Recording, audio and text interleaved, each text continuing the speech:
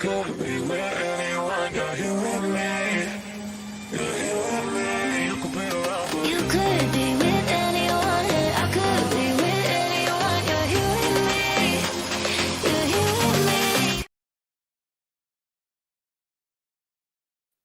Hey, what's going on, people? How's everybody doing? Little water, just got out the shower, fresh and fresh. What's happening? Hopefully, everybody's having an awesome evening. We're here for the Speak Pipe Talk Back. So, you guys called into the Speak Pipe. I'm going to listen to the messages online, and then we're going to respond to them during the course of this live. Hopefully, we have some awesome questions. I know we will, because you guys are awesome, and you guys ask some really smart questions or have really smart comments. So I'm very excited. I see some ones in the chat. Thank you guys so much for dropping those in there. We dropped the ones in the chat to let me know that you guys can see me, you can hear me. I think I might be sounding a little different, hopefully a little better tonight, because I made some adjustments in my room. So hopefully that is awesome. Forgot my hat, but I don't know where it is. Oh well. So we are here. Local art wedge in the house. What's going on? See Lizzie B. Brittany, not Brittany in here. And ciao. Thank you guys so much for joining me. I'm very excited about tonight. We had how many messages did we get? We had some messages that came in. So this might not be a crazy long live. We had 1, 2, 4 messages. They gotta top it out. I might open it up towards the end. I did notice, for those who are curious, I did notice that we have a little change with regard to the ownership on Cody Pass. You know, your homeboy had to do something about that to commemorate that. Congratulations to both Mary and Janelle, who have been able to orchestrate getting some more ownership out there on Cody Pass and getting it solidified on the documents, which is always the most important place. Just as a rule of thumb, if you do anything with real estate, it has to be in writing. I don't give a shit what the people tell you. I don't care what your friends say.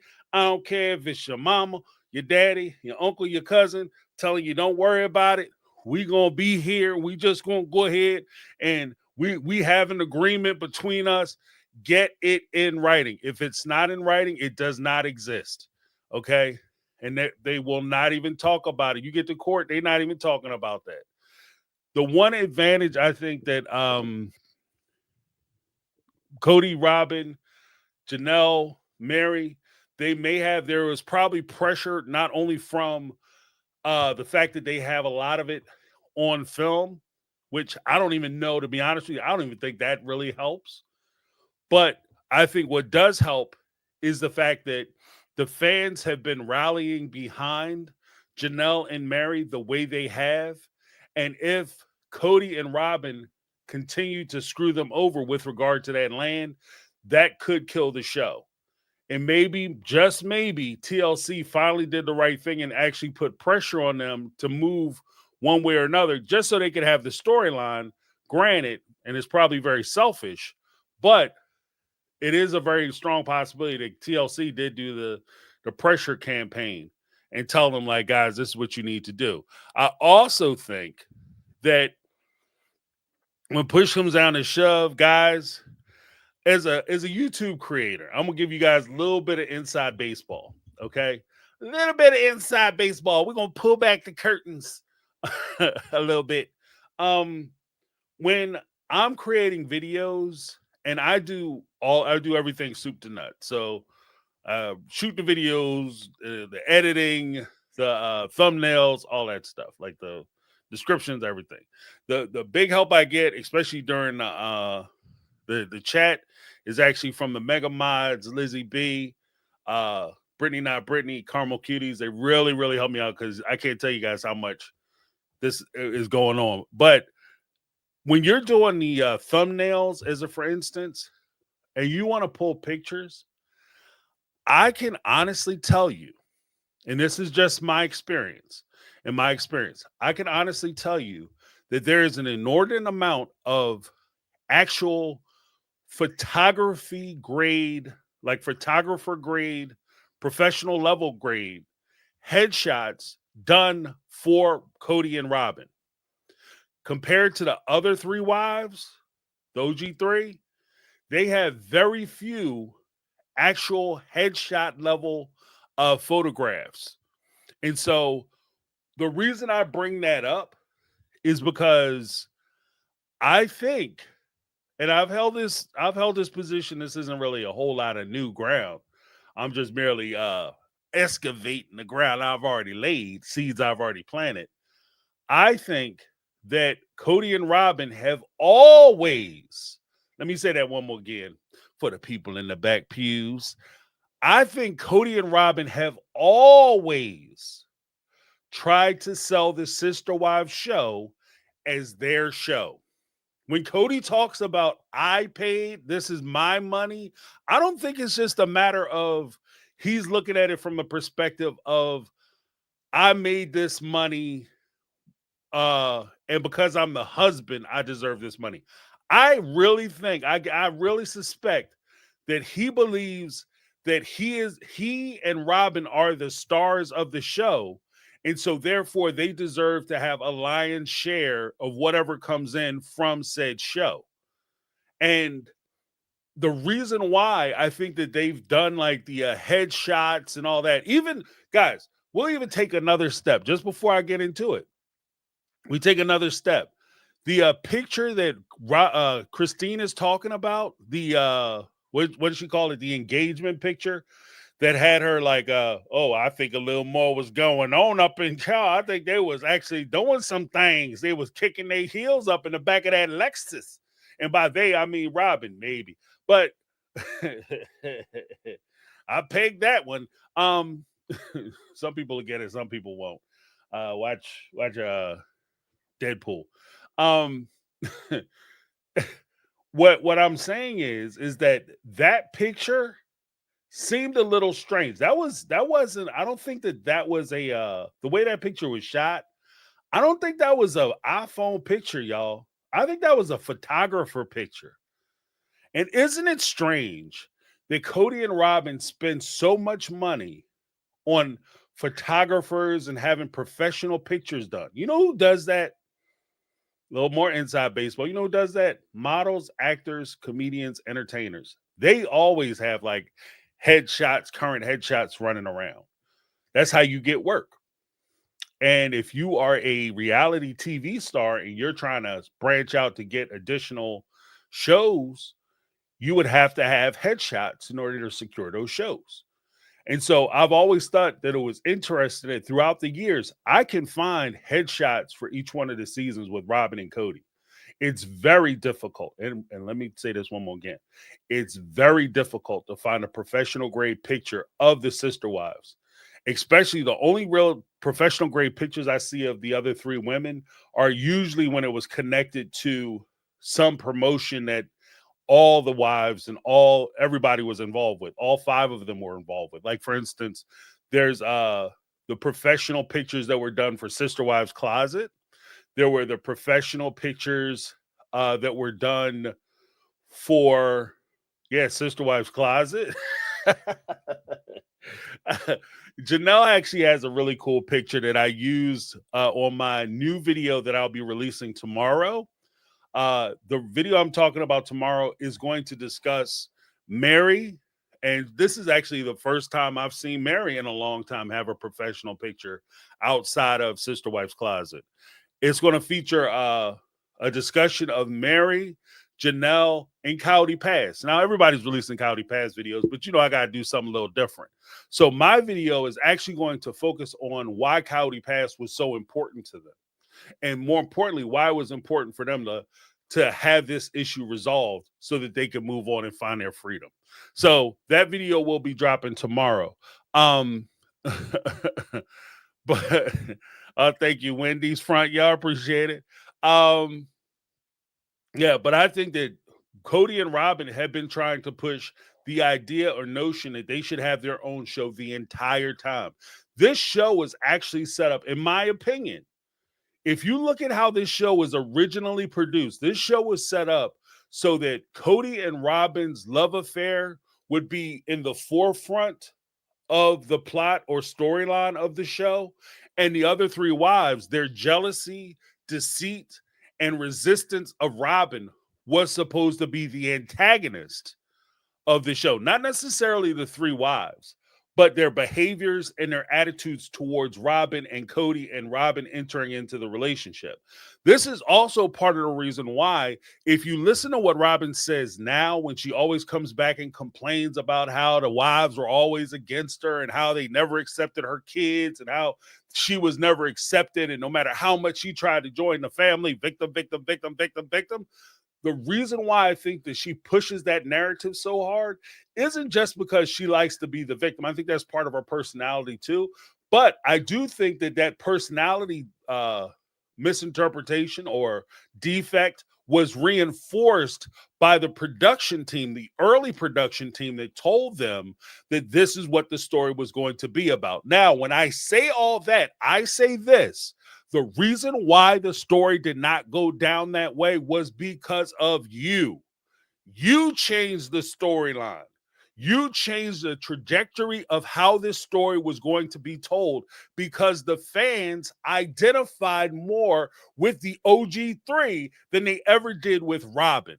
And that's why the story unfolded the way it did. Had the fans all went insta fangirl over Robyn, then it would have been the Robyn Cody story. And to be honest with you, I think that that actually would have led to a schism and like a divergence or breaking up of the family earlier on. And the two of them would have went off on a merry way and left the band of three wives and their kids in the dust. Like, that's just my feelings on it. I saw Brittany drop something in the super chat. Let me check this out real quick. Let me see. Brittany, not Brittany, $4.99 super chat. Mega Mod in the house. I think Cody had to have a come to Jesus meeting with Robyn. Supposedly, she was the holdout. Hey, baby, we don't do this. They gonna come and get us. They got they got the torches and the pitchforks, girl. They coming. Yeah, because I don't think that, like, I think, to be honest with you, I think that the Cody Pass storyline, and this isn't really in my video, but it's just something that I will say here. I think that the Cody Pass storyline, and I probably said this before, is a little long in a damn tooth. Like, it's going on too long. Like, at this point, you know, something needs to happen. Something had to happen with it either way.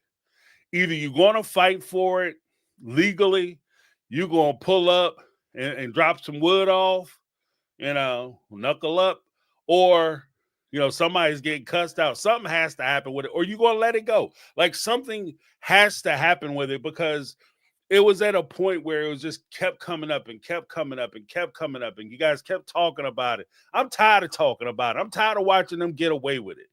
So if you guys are going to keep letting them get away with it, and this is the point of frustration, even as some of the friends or people who are close to like maybe even Mary or Janelle or even, Christine to a lesser degree, when you sit there and every time I talk to you, you complain to me about how this person is mistreating you.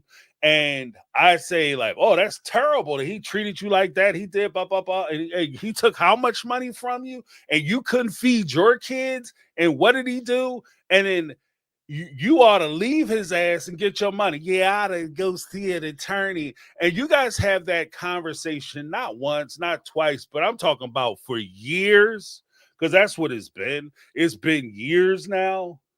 So at this point, you kind of, as a friend, you kind of get to the point where you just like, you know what?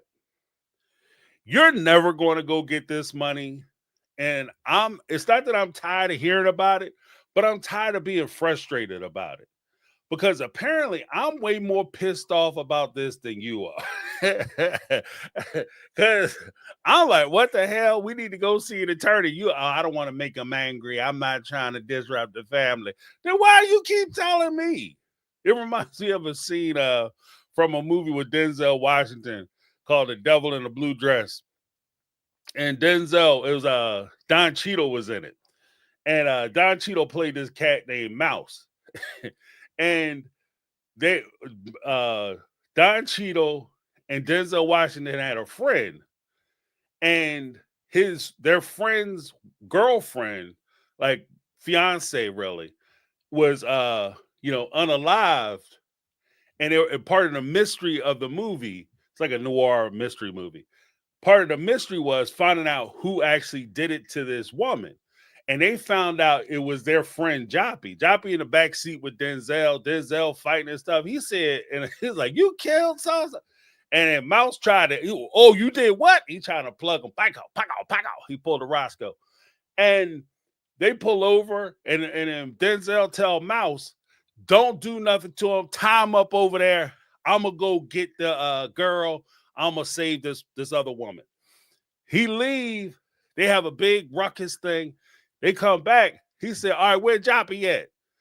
He said, "He over there." He said, "What happened to Joppy?" He said, "Look, man, I have time to be messing with him and tie him up and stuff. I had to come help you." And he said, "Man, I wanted you to tie him up." He said, "Well, if you ain't want him to get done, I don't know why you left him with me." And that's kind of where I am with Cody Pass. Like, if you don't want to talk about real solutions, I don't know why you keep putting this on TV and having us talk about it. This is like the fans deserve more from this situation, because it's driving you crazy. Like, and especially when, like, it's bad enough, and I'm gonna go off a little bit. It's bad enough Cody is taking advantage of you. Right? That's bad enough. Him and Robyn, bad enough. They sit there in a big ass house. And if you really think about it, a little sneak peek of what I'll say in the video. If you really think about it, after 30 years, close to 30 years of marriage, right? After 30 years of marriage, Mary walked away with nothing from the marriage, because Lizzie's Inn was a property that she bought herself without help from the family.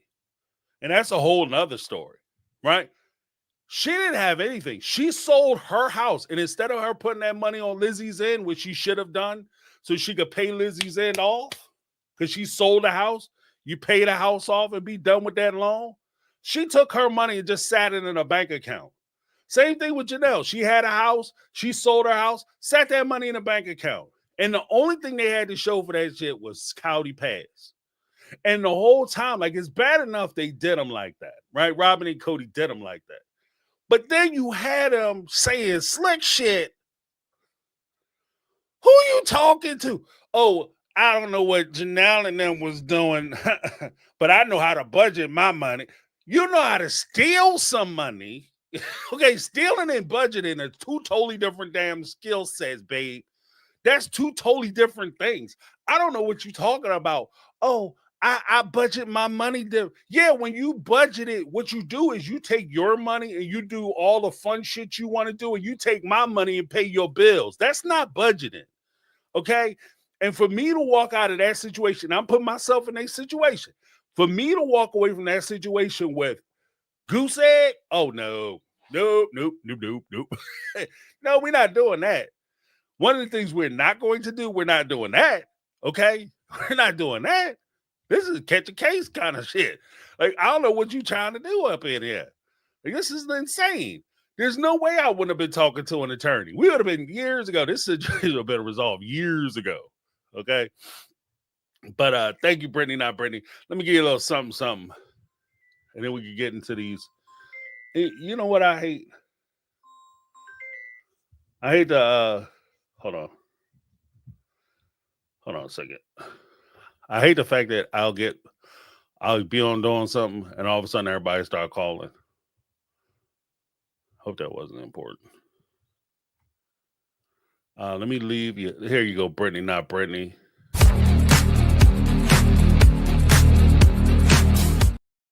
All right, let me just put that up on there. There we go. Yeah, but thank you so much, Brittany.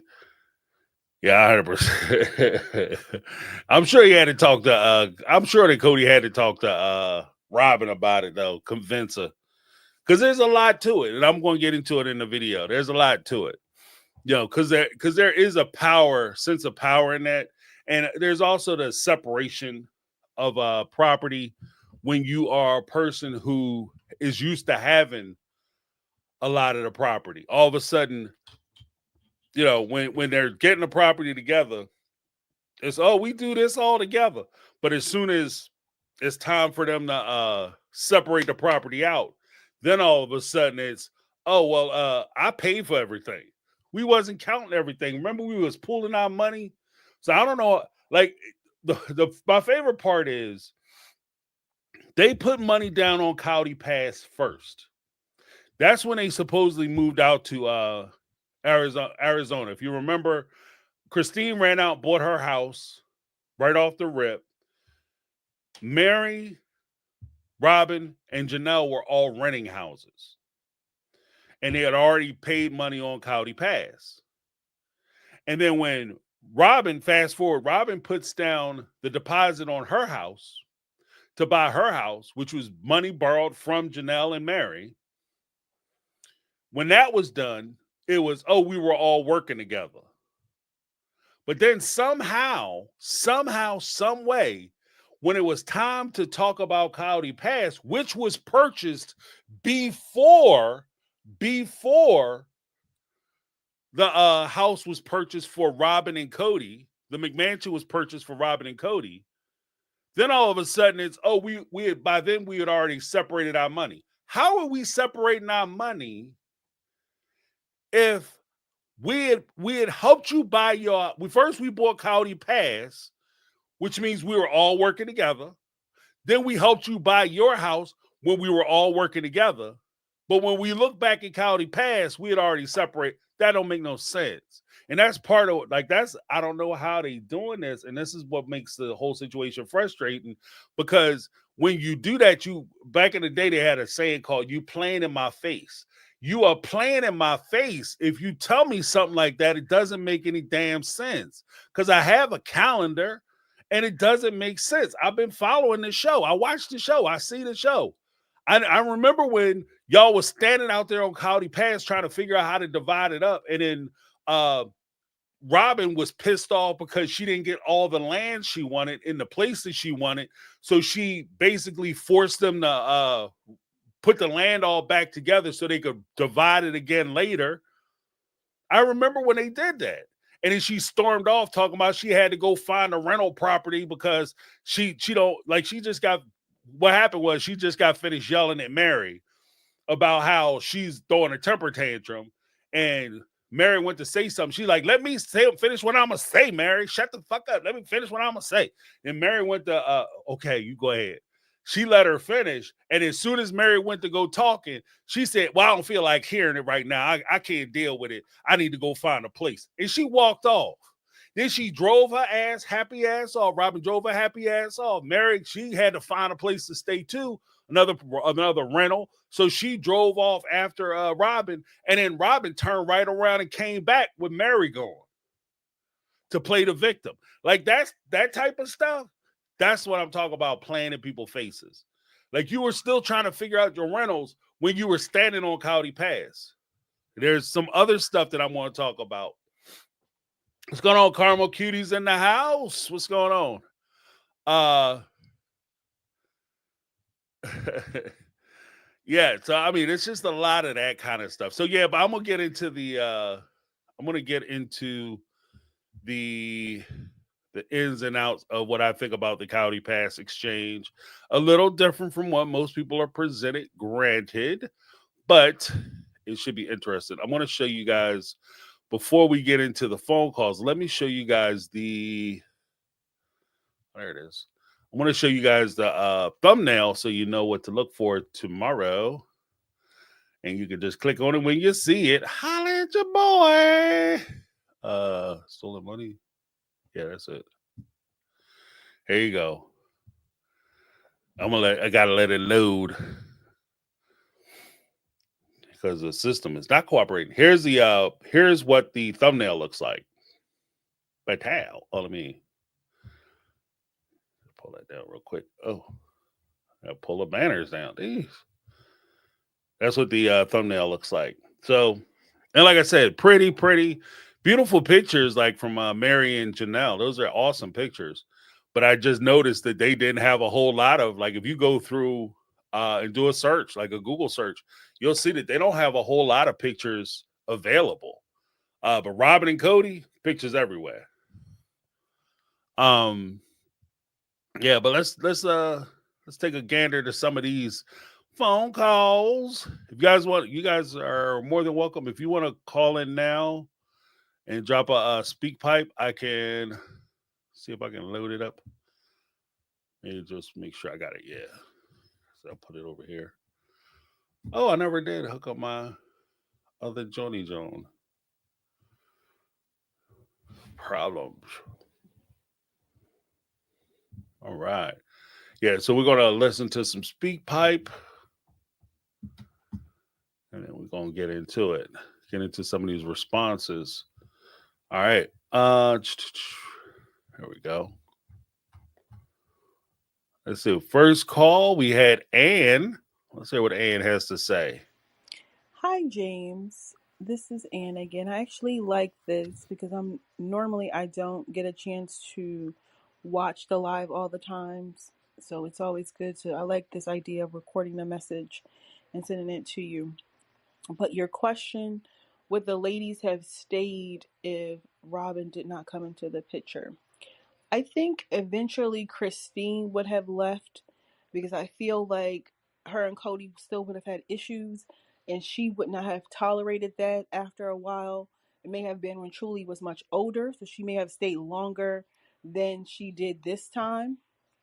I think Mary would have never stayed because Mary technically still didn't even leave him this time. He had to kick Mary out. Janelle, I'm not 100% sure. I think Janelle would have left if her kids would have pushed her to leave. Because I don't think Janelle 100% wanted to leave Cody. But because of the issues with the children that she had by him, that's why she left.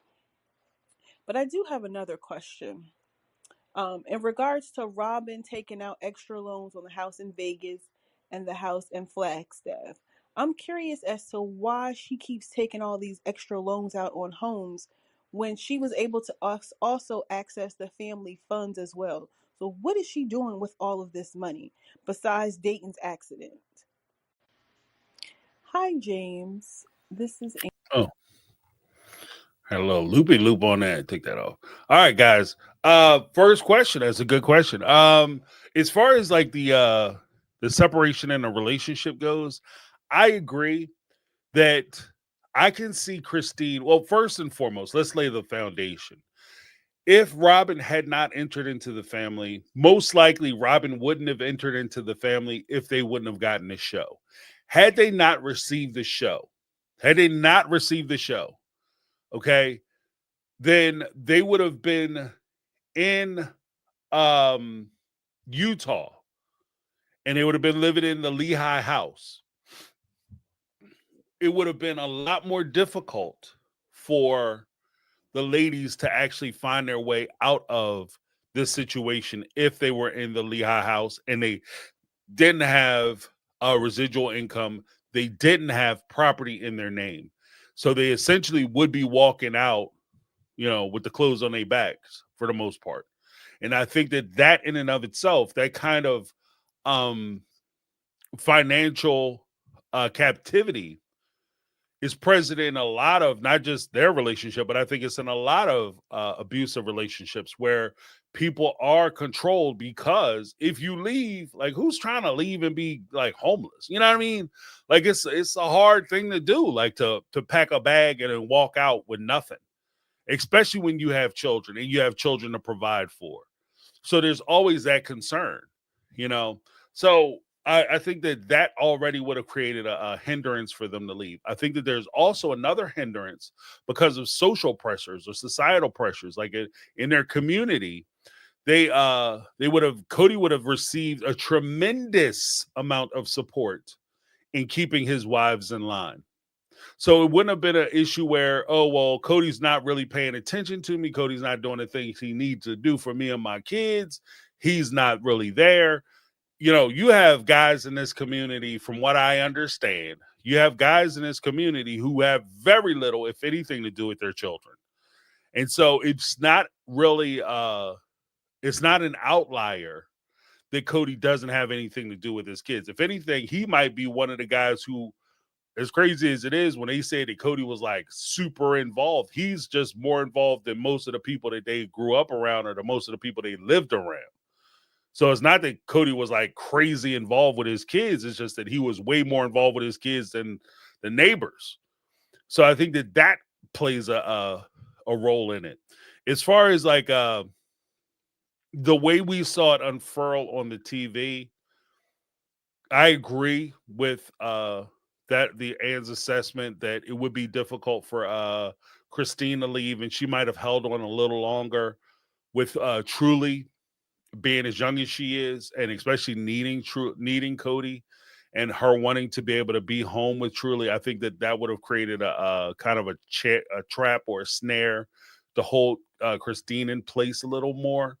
I also think that with Robyn or with Mary, I agree it would have been a little harder for her to leave. Just because she didn't want to go. Even now, she didn't want to go. As bad as Cody treated her, you know, I don't think she wanted to leave. I don't think she really ever wanted to go. And it wasn't that she left because she wanted to leave. She left because there was no place for her amongst the family.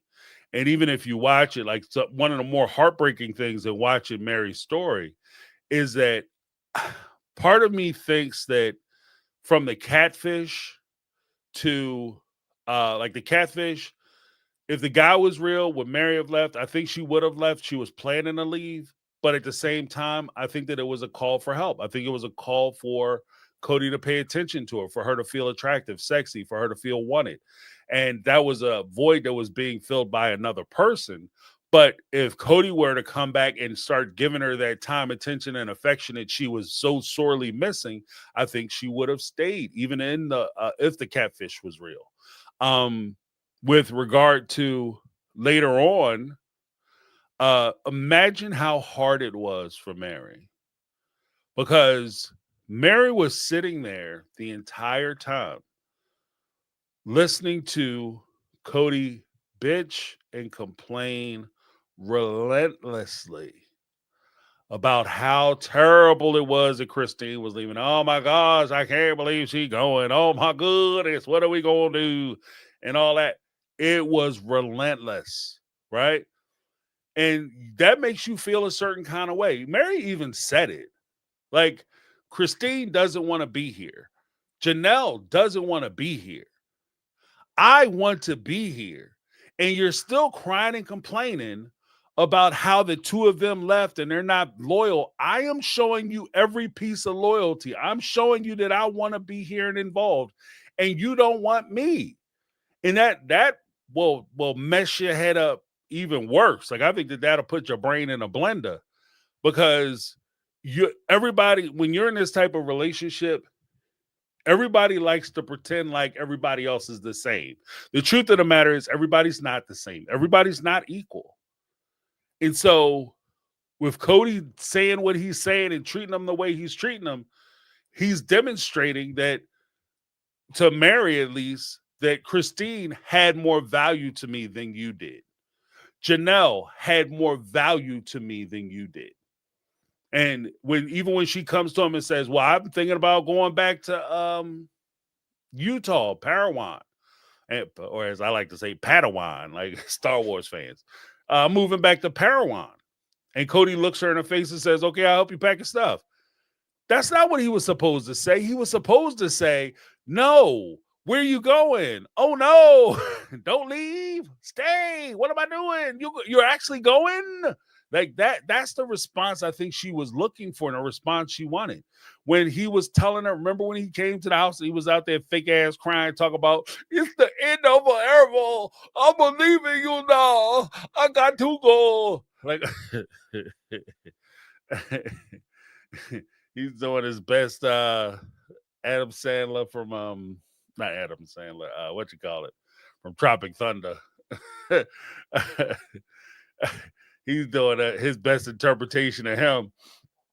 And then Mary is like, do you think I made a mistake? To Jen, do you think I messed up because I moved away and he's so hurt and he's all in his feelings? And Jen's like, no, what are you talking about? He ain't hurt for real. Stop it. And even Mary's brother-in-law, which doesn't help when you have people supporting the stupidity. Uh, he said, "Are you sure, man?" And then Cody walking off, no tears in his eyes, no hitch in his giddy up, none of that. He talking about, man, if you think I'm trying to stick with that, you ain't been paying attention for the last few years. So there's always that wish or hope that there's like some outstanding feeling that he may have that'll keep you around. So I think that that's fair play. I think everything Ann said is accurate. I think I wouldn't disagree with it. I think everybody can have their opinion about it. But with regard to the to why Robyn borrows money, I think if I'm going to be completely honest, and again, a lot of this is all this. I'm not even going to say a lot of this. All of this is speculation on my part. Okay, I have no proof. I have zero proof. But just listening to what they say and how they talk about things in the financial realm, it sounds like to me that Cody was the one who controlled the financial, the family fund. He controlled the family fund. I think that Janelle had the ability to look at it, look at the family fund, and maybe she could make withdrawals so she could pay certain bills. Like Cody would use her to pay certain bills because Janelle was responsible. And of all of the wives, Janelle was the one wife who was consistently making sacrifices, trying to save up enough money to buy houses on Cody Pass. Really, Christine didn't have any interest in buying a house. If we're gonna keep it all the way a buck, Christine wasn't trying to buy a house on Cody Pass either. You know, she was fine where she was. And I don't blame her. I mean, it just is what it is. Mary was spending $5,000 a month on a big ass house by herself. Like, so right or wrong, like she wasn't saving a whole bunch of money. The one person who was trying to save money so that they could do the Cody Pass thing was Janelle. So I think that Janelle might have had access. I don't think Robyn had access because it would have been like, especially if you think along the lines of when Janelle was talking about the money, and she was saying that, yeah, I noticed that he was making withdrawals. Janelle would have lost her shit if she would have looked in there and she would have saw that Robyn's name was on those withdrawals.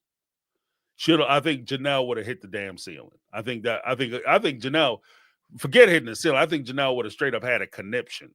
Okay. I think the skin would have melted off her face and laser beams would have shot out her eyes. Like, I think she would have had a straight up conniption. Okay. Scary kind, like in a horror movie or whatever. It would have been ridiculous if she saw Robyn's name on a check or withdrawal slip or anything like that. Because they don't know on no deposit slips. But the way I think that they did it, Justin, this is just me putting things together in my mind and my suspicion. The way I think things work is that I would be willing to bet that Robyn and Cody had credit cards. You know how you show up to the Kohl's or the Target or the Walmart, and they always ask you, like BJ's, Costco, Sam's Club, whatever, and they always ask you, would you like to sign up for a credit card? Would you like to store a credit card? And you be like, sure, I like one of them 30% store credit cards. So I get 1% interest, which means that you absolutely have to pay the card off at the end of the month. Otherwise, the card ain't worth it, right? If she signed up for one of them cards and she runs those bills up, those cards, those bills would all be in Cody's name too.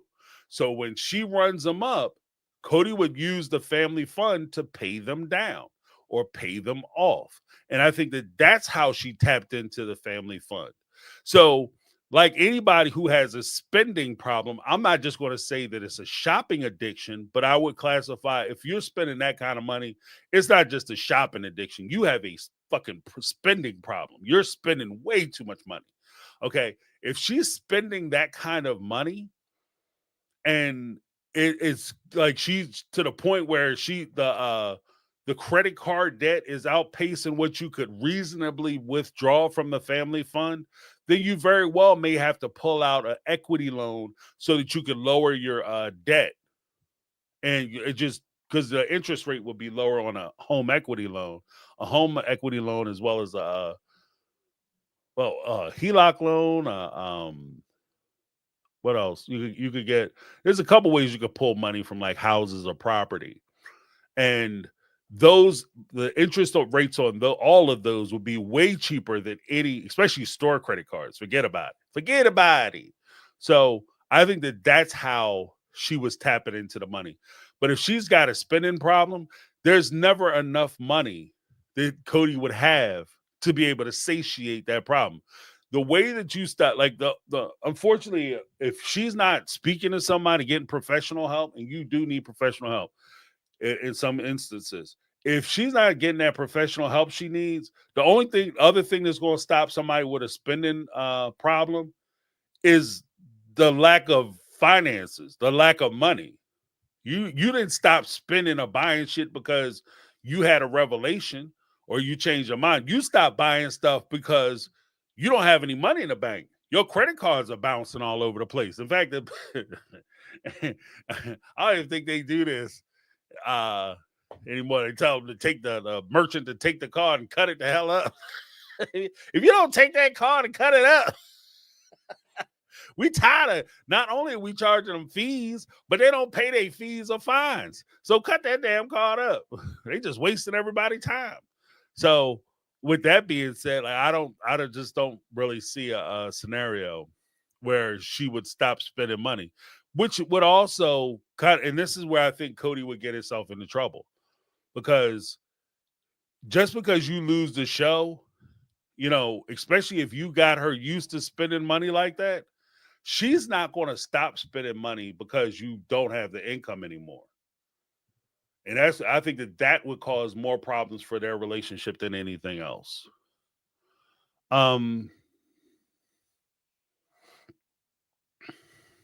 me see. Let's go to the next caller. And again, if you guys want to leave a message on SpeakPipe, here it is. Leave a message on speakpipe.com/MyTakeOnReality. You could also just leave me a personal message. If you want to leave a personal message, that's fine too, or email. My email is in the description below. But yeah, if you leave that stuff, I can definitely play it online. If you don't want it played, just tell me, like, James, this is for your ears only, or whatever you want to say, but then I won't play it. But yeah, so we'll get to the next one. All right. Next up, we have Tanya. Good morning, James. This is Tanya Carter calling in. Loved watching you with Reality Cringe. Have really been enjoying everything that you're doing since the show has been on pause. I watched on Monday the tell-all for The Last Resort, and it was a hot mess. And I'm just watching it and I'm thinking, like, why does TLC not demand that the sister wives sit on a couch in front of each other and let Sean let's let Sean do it. Let Sean ask these hard questions and pull up the video and let's see what we're talking about. If Sean asks a question about something, let's pull up the video and show exactly what she's talking about and demand them to look at it and answer. And if Robyn runs off the damn stage, you don't get paid. If Cody says, I'm not talking about that, you don't get paid. I feel like, I think you said it, or maybe Delia or D. If we would get closure if we could see them ask the hard questions and have to answer it. Let the sister wives ask the questions and they have to answer it. That would give us closure. I really do believe that. Let me know what you think.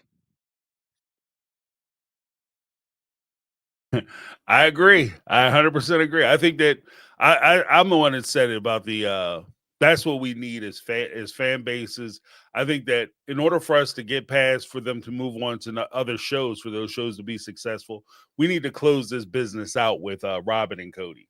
I think that it would really help the fans if they could see the confrontation. Now, here's the thing. What I don't want to see.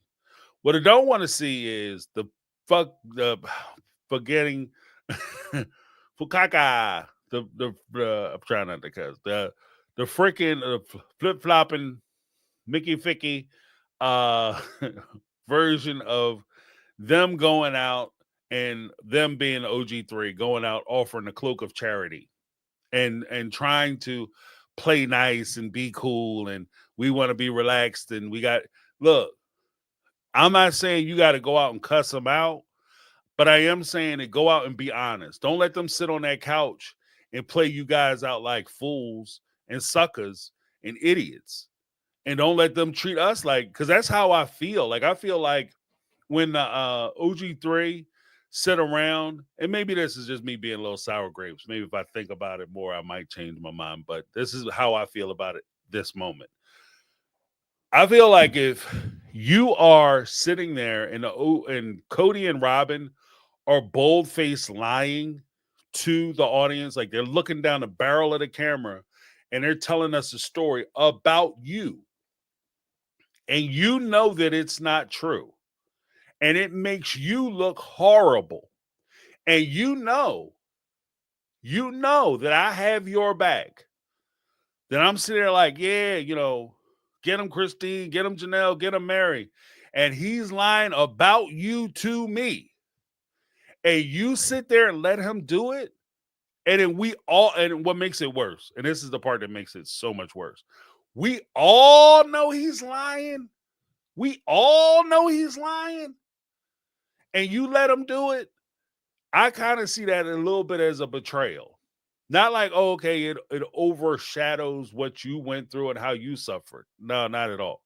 I'm just saying, like, if I'm putting my skin, my neck, and my reputation, and my words, my thoughts in support of you, and you betray that, then that makes me question, like, whether I should be supporting you or not. Like, just real talk. Like, like I said, maybe if I thought about it, I might have a different perspective, but that's how I feel about it right at this moment. Like, I think that part of them being on the couch isn't just so they're present for the lie. I want them on the couch because I want them to actually participate. I want them to give their perspective, their point of view. I want them to give them some, like, you don't have to be an asshole about it. You don't have to sit there and cuss them and jump up trying to fist fight people. But I'm just saying, like, give them some pushback. If they say something it's not true, that didn't happen, Cody. That's not realistic. That's not what it is. What I also don't want to see is I don't want to see them bow down and back off. I don't want to see Cody run over him.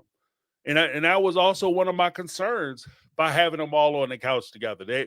Cody would just sit there and they would get asked a question. Like, for instance, as they've done in the past, they'll direct the question to Christine or Mary or Janelle. And Robyn jumps in and tries to answer the damn question. And then somebody will say, whether it's Tamara Hall or one of the other hosts, oh, I'm sorry, that question was for one of the other people. Then Cody jumps in. Let me answer the question. Or vice versa. Cody's answered the question, and then that was meant for one of the OG3. And then Tamara or somebody would say, oh, this is for the ladies. And then Robyn, well, let me answer. And the other three women would shut up and let her answer and say whatever she want to say. No, bump that. Take control of your life. Don't let other people, and I love this saying. I love this saying. It's from a speech called We Are the Champions, where he talk about, like,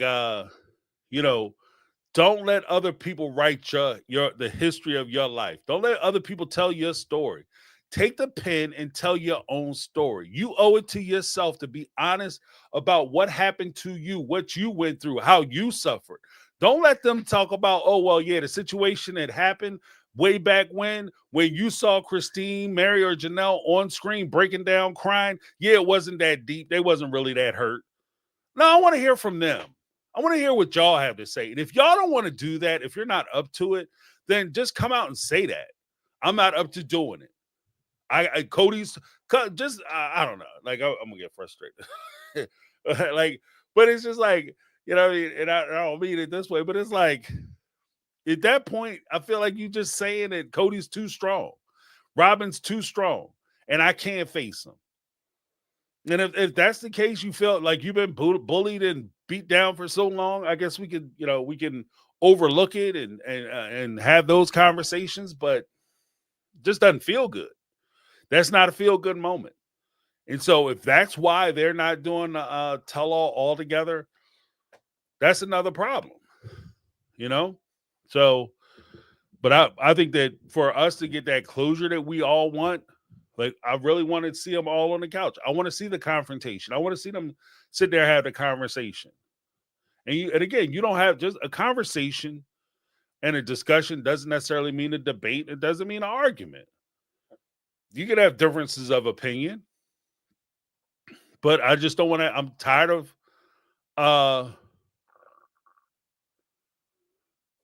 yeah, right. I'm just tired of, like, kind of them having them skirt around the issues. And part of the power, and this is just basic power dynamics, part of the power that the OG3 gives to Cody is like the power that any victim would give to a bully. If you refuse to confront a bully or stand up for yourself, then the bullying won't stop. It won't ever stop. That's the hardest part of it. Like, if you know, it's one of the lessons you learn as a young person. Like, if you're getting bullied, and this is kind of a weird part, like even with schools and stuff. If you get bullied, go to the teacher and say something. That's, I get that. I understand it. I see where they're coming. You don't want people, strapping up or whatever, knuckling up. So I get it. The zero tolerance thing, I understand it. Intellectually, I understand it. Just from a real frame, part of what concerns me is that the bullying will only stop as long as you're standing there in the presence of the authority.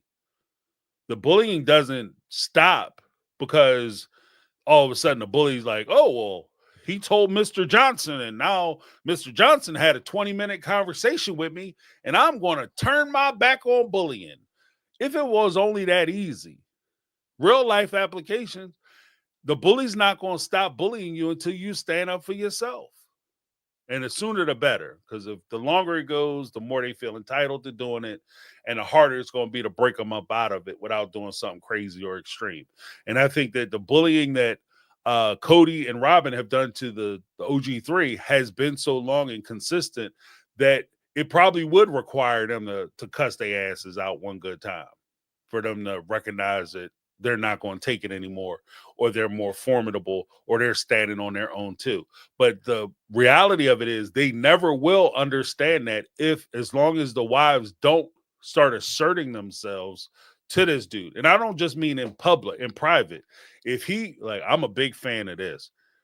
I grew up at a time when politicians would go out and they would mess up, and they, have like affairs and stuff on their wives, cheat on their wives. And then when they get caught, their wives and their kids would all have to stand on the podium and apologize for the husband or the father out there cheating and carousing and shit. And the wife got to just stand there and look sorry and sad. The most gangster shit I heard was there was a governor from North Carolina. I think it was North Carolina. He was messing around on his wife, and I was right there with her. She's my spirit animal. She said to her husband got caught. She looked him in the face. He was like, we got to go to this press conference. She was like, you go to press conference by yourself. I'm not going to the press conference with you. I wasn't cheating. Why am I standing up there apologizing? And I 100% agree with that shit. And at the same time, you don't get to cuss me out in public, and then you get to apologize in private. The offense should be the apology should be just as loud as the offense. Cody and them run these women down on TV. Every time somebody stick a mic into their face, they running these women down. And so it's great, and it's a nice, mature thing that y'all can get together and he can apologize to y'all. Y'all could all get along. But part of me, and this is the petty part, because I think we all got that petty part. I like to think that I'm, elevated, but shit, part of me is petty too. Fuck it. Like, the petty part of me, pardon my French, the petty part of me says, James, if he gonna talk shit about you in public, then he need to get read out on public. Like, you don't get to, call me all kinds of this, that, and other, and all kinds of heathens and everything but a child of God on YouTube and social media and everywhere else, that anywhere they'll have you, and then you come back and meet me at my house at 3 o'clock in the morning talking about me. Yeah, man, I'm sorry I did that. I be tripping sometimes. You know, I don't be meaning it is still. Nope. I appreciate you coming over, but what time can I expect that public apology? And that's what I need to see. I need to see that public apology. I need to see Cody apologizing to these women to their face with Suki ass on the couch instead of doing like it. I don't know. I have a feeling about it because part of me is like I understand, but the other part of me is like, you know, you guys are allowing Cody to do this coward shit. Like he can sit there and talk all kinds of trash about him behind their back. Talk that trash, talk your shit with them sitting there. Say it with your chest and be just as loud and be just as volatile and be just as like belligerent when you sitting there talking to Suki. I want you to do that. I want you to do that. I want you to be that guy when we sit there face to face in the real. I want you to be that same person. Don't be that keyboard warrior. Don't be that, you know, I tell you what, if I see Christine, it's on and popping. No. Be that person with Christine sitting there. Her and David. Tell David how you feel about his wife.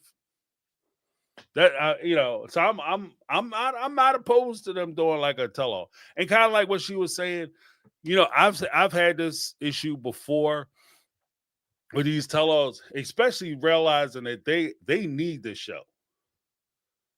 Let's I'm gonna say one more. They need this show. They need this show. So there's no way in the world they're walking out of there. I ain't doing this tell-all.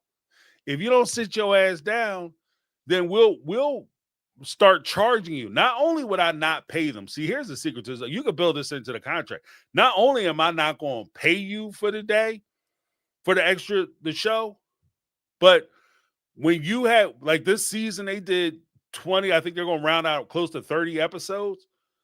And we're going to pay you, say, $20,000 per episode that we air. We have that chunk of money. We haven't written you that check for yet. And if you get up, we're going to charge you back for the lights, the camera people, the editors, the directors, the rental of the hall. We're charging you for all that shit. So for us, because it's a cost, like there is a production cost. Like this is not free. That tell-all is not free. So when they jump up and they run off and they talk, I can't answer this question. And all that, and you go run off and take 3 hours to get your shit together in the trailer, that costs money. That costs money because that pushes. I have certain questions that I have to get to or certain answers I have to get for the content purposes. And if you running off every 10 minutes because the question was uncomfortable, that pushes the production time back. So now, instead of your people working at 8 hours, they're now getting 12 for 14, 16 hours, and they're getting like double and triple pay. So no, if you run off, not only are you not getting paid for this episode and for the postseason stuff, the additional, I think it's like a 4-part series for the tell-all. Not only are you getting X'd out for that 4-part series, but I am charging you back for the cost of me having these people here, hair, makeup, wardrobe, directors, everybody, editors, everybody. You're paying for the whole damn day. And that might suck up a good portion of your little check. So trust me and believe, if you did that shit, they'll sit there and answer whatever you ask them. 100%. 100%. You know what I mean? And you don't have to be an asshole about it, but I'm just saying you could be an asshole about it. You could be a jerk about it. Like, if you don't want to do this, well, because what are you going to do? Like, realistically, what are you going to do? This is part of the reason why, even though I watched a lot of the reality shows, I can respect the reality shows and I see the entertainment value in the reality shows.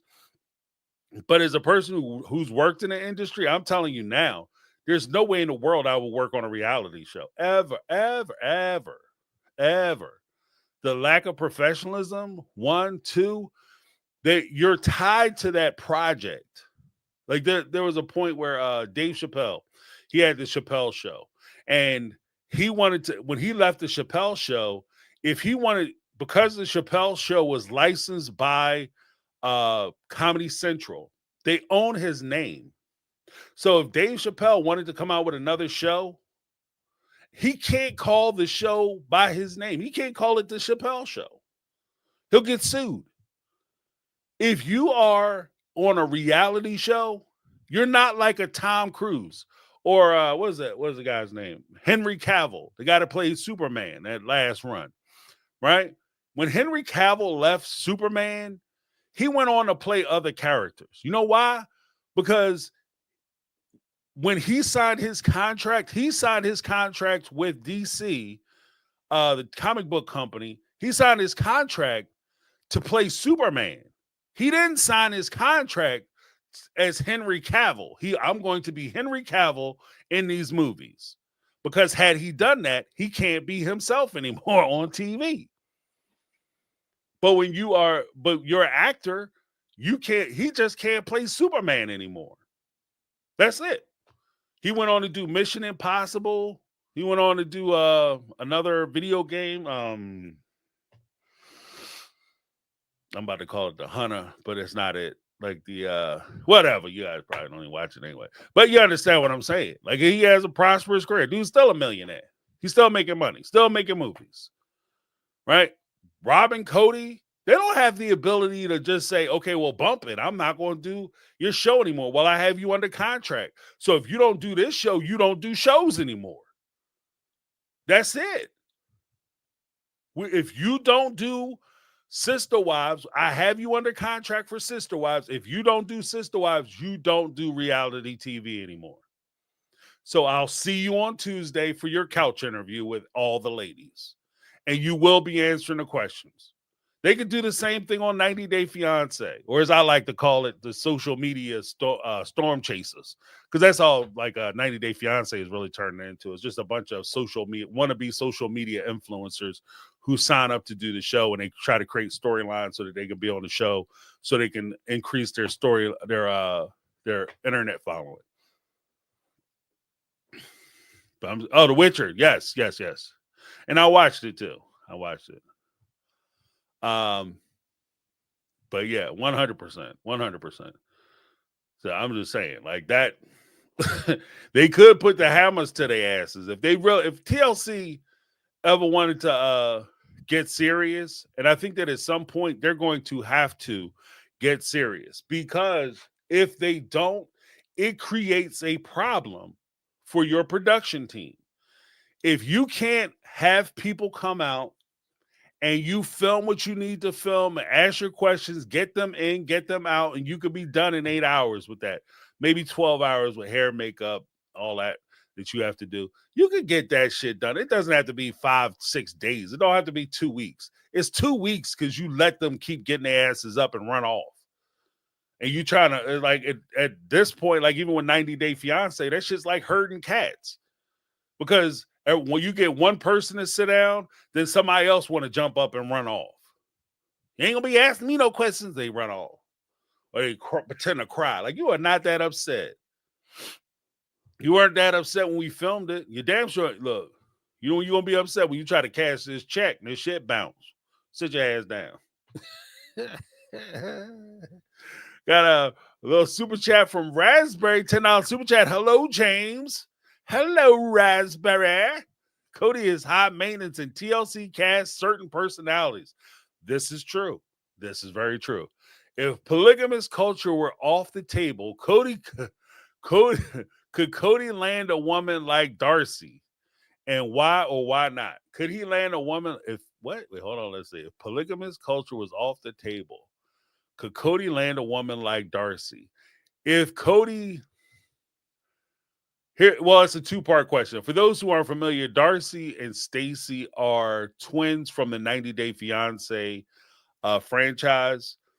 The reason why I think Cody wouldn't be able to land a Darcy is because Darcy and Stacy have like this twin competition going on, and Cody isn't young enough or cute enough to actually present a threat to the other twin.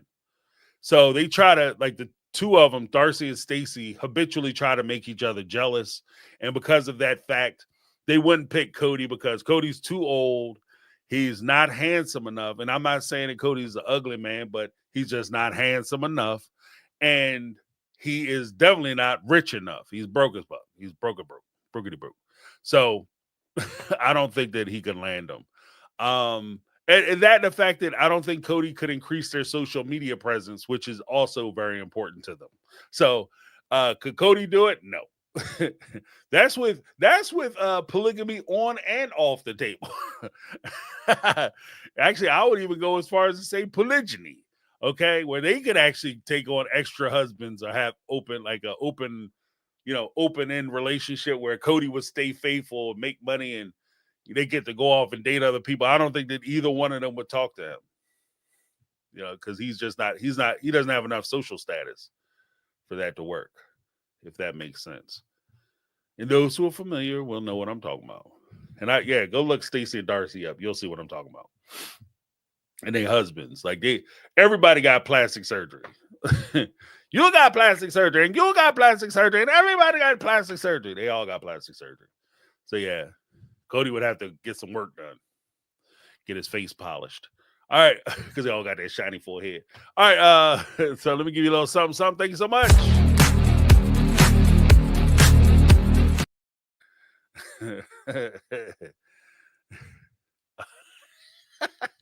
All right, next up we got Charlie Patton with a $4.99 super chat.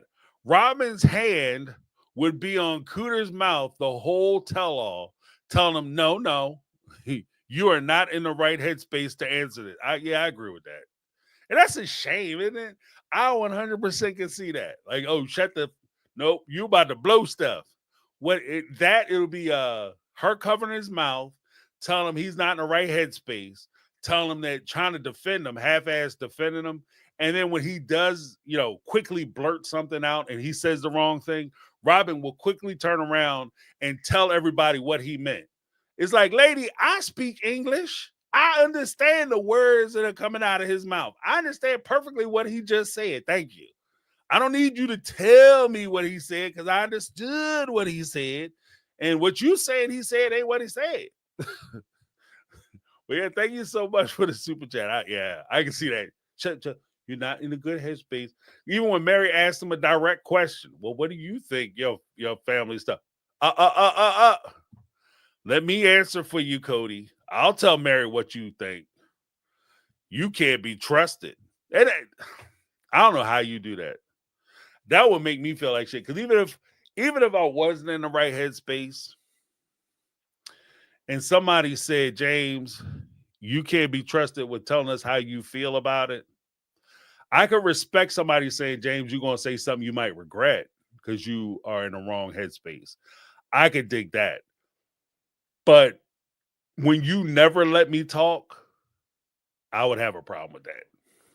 Because you get the feeling that this is something that she consistently says to him. It's not just like a one-off, like, whoa, James, you're in a bad spot. You had some rough shit happen to you. You're going to say something you don't mean, or it's going to come out wrong. You need to think about it. I respect that. But if every time I go to say something, you give me the shut the F up, like, no, this ain't going to work out. we can't be friends. That's a cool picture, though. Good picture, Charlie Patton. That's an awesome picture. Congratulations. You guys look happy. Let me give you a little something.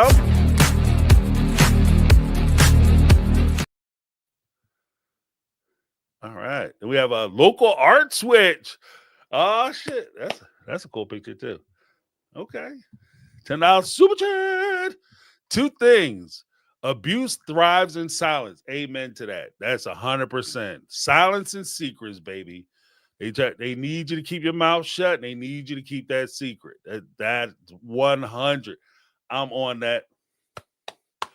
We're going to read that one more again for the church. Read up. Local art switch. $10 super chat. Two things. Abuse thrives in silence. These women have blessed Cody with the cloak of charity. Second, I need a t-shirt with the apology needs to be as loud as the offense. 100%. If you cuss me out in public, you apologize to me in public. You don't pull me over to the side and we have like a secret PM conversation with no names attached. Nope. Everybody who heard you say you gonna whip my tail need to understand that you retract that full statement. We're not gonna have that bad information running around, that fake news. We're gonna update everybody. Everybody needs to be put on the same page. But 100% on that first point, abuse thrives in silence. One of the first things that happens in a lot of these abusive relationships, well, it's usually two things. One, isolation, and then two, they try to cut off communication. So they want you by yourself and they don't want you talking to nobody.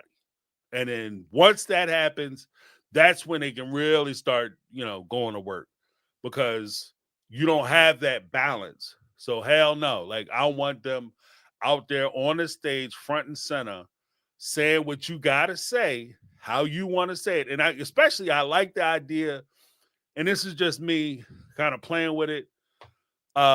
Not rock solid as a position, but I like the idea that if there was a concern that these ladies felt like they couldn't be heard or they wouldn't be able to say what they want to say, I like the idea of them having a third party who is there to help moderate the conversation to make sure that these ladies are given their voice and they're allowed to say what they want to say, how they want to say it, to whom they want to say it to.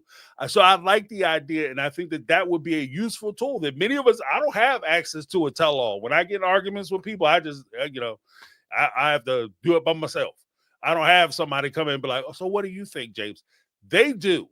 So, from that respect, I think that would be a good opportunity. I mean, if they're ready to take that on, absolutely, I'm ready for them to take that on, and use and make it as part of the stipulation. Because you can negotiate the tell-alls.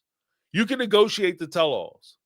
You can say, look, maybe you can't. You could, as a production company, you might give them pushback on them saying, I'm not going to talk about this or not talk about that. But at the same time, you could say, and it would be reasonable for you to say to a production company, look, if he levels an accusation against me, I want to have equal time to rebut that accusation for us to have that conversation without being disturbed. And for good TV's sake, because it is good TV and it plays into their benefit, TLC would agree to that. There's no reason, because it would make, like, it's good content if Cody says something buck wild and then Janelle or Christine come back and say they piece, like, you full of shit. This is what happened. Bop, bop, bop. Pardon my French. But bop, bop, bop, bop, bop, bop, bop. And this is why this is not true. That's good TV.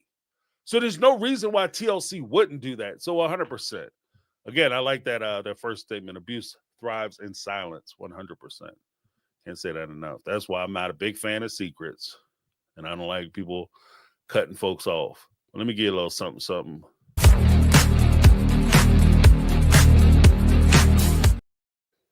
All right. Thank you so much. Local Art Witch. Dropping them bombs. All right. Sarah M. $5 super chat. I know Cody and Robyn will do anything for money. Money on there. I think Janelle and Christine want the truth out there. I want Mary to talk. She had the most potential for change, in my honest opinion.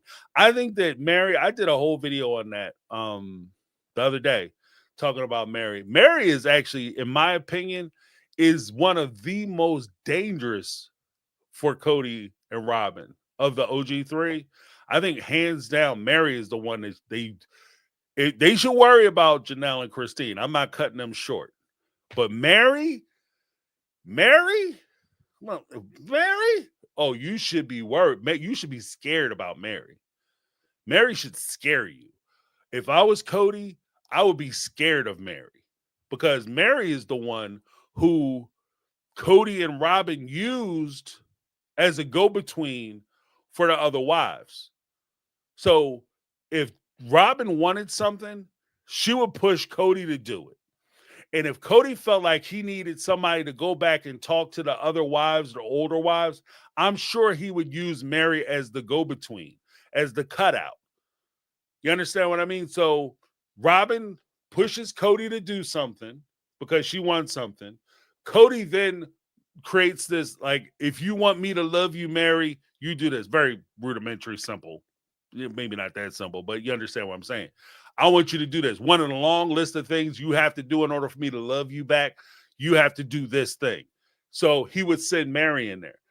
At that point, Mary would know what Cody and Robyn have pushed her to do, and she would have a stronger indication on where the bodies are buried. Mary is crazy dangerous for them. Mary is the one, like, if this was like a RICO investigation, Mary would be the one I'd be trying to flip because she's the one that would be on the inside. You know, and like even beyond that, I think Mary is the one who, you know, when they get to talking and stuff, because they never thought that Mary would actually leave or abandon the situation. They thought Mary was hooked in too deep and they could treat her any old kind of way. She's like a bump on the log, as they say back in the old days. She's a bump on the log. She's a fly on the wall. You know, she's the butler or the maid that you don't pay attention to. And like these executive office, the most powerful person on the executive floor is the secretary, the administrator. Like, depending on what office you stand in. Some people call them administrators. Old school people call them secretaries. That is the most powerful person on that floor. Trust me when I say this. I've worked with people on that executive floor, right? If I had to set up a meeting with a president or CEO of a company, I'm in cool with their administrator. They know their schedules. They know who they're meeting with. They know what time they'll be back. They know when they're going to lunch. They know all kinds of stuff. If you want to know something about the CEO of a company or president of a company or vice president, manager, whoever, talk to the damn administrator. They know everything. They talk like the people will be having conversations in front of the administrator, not even realizing they standing there, saying all kinds of wild shit. An administrator just sucking it all up. I'm telling you, powerful. And in light of that, that's where I think Mary is at. I think Cody and Robyn, I think they still had a secret squirrel stuff that Mary might not be privy to or aware of because the two of them off, carousing and doing their little evil deeds to themselves. But Mary would have way more information. And Mary, I think that would push them down the shove, would be able to connect a lot of dots. If she might know shit, in other words, she knows stuff. I'd be willing to wager that Mary knows stuff that she doesn't know she knows. If her, and this is why Cody probably should be mad that when Cody was sitting there talking about, I talked to Janelle and she said that, I could take the forest and the trees and she'd be cool with that. Her and Robyn could take the land. And that's what I'm going to tell you that Janelle said because you don't talk to her. And Mary looked in her face and said, oh, yeah, Janelle came over the other day and she talked to me and she said I should watch out for y'all. Somebody said that on here. And I looked at it again. I said, you know what? You might be right. Because when she said that shit, that's when Cody and Robyn got quiet. That's when they got fucking quiet. Pardon my friend. I'm cussing tonight. Lord have mercy. But yeah, that's when they got quiet. They had one of them. What'd you say? Who you talking to now? Oh, Cody went up about 3 inches because all of it brown. You know what I'm saying? Oh, he got scared. He filled them huggies up, Jack. When she said, I've been talking to Janelle. You been talking to who? Talking to Janelle. Why are you talking to Janelle? What you talking to Janelle about? I'm telling you, because there's stuff that Janelle, she has access to the books, but Mary might have context and dates. So when withdrawals are being made, if you pulling cash out, you don't necessarily know where that cash went. But if Mary is around and she sees deliveries getting dropped off at the house, or she's talking to Robyn and Robyn is bragging about something she just got, she'll be able to connect them dots. I'm just saying stuff like that. But yeah, Robyn and Mary's the one that they should be scared about. So I don't know. I hope she buckles it up. That's my shoe. James is so cultured. He speaks French. Yeah, right. Yeah, let me give Sarah M a little something. Yeah, that's Sarah.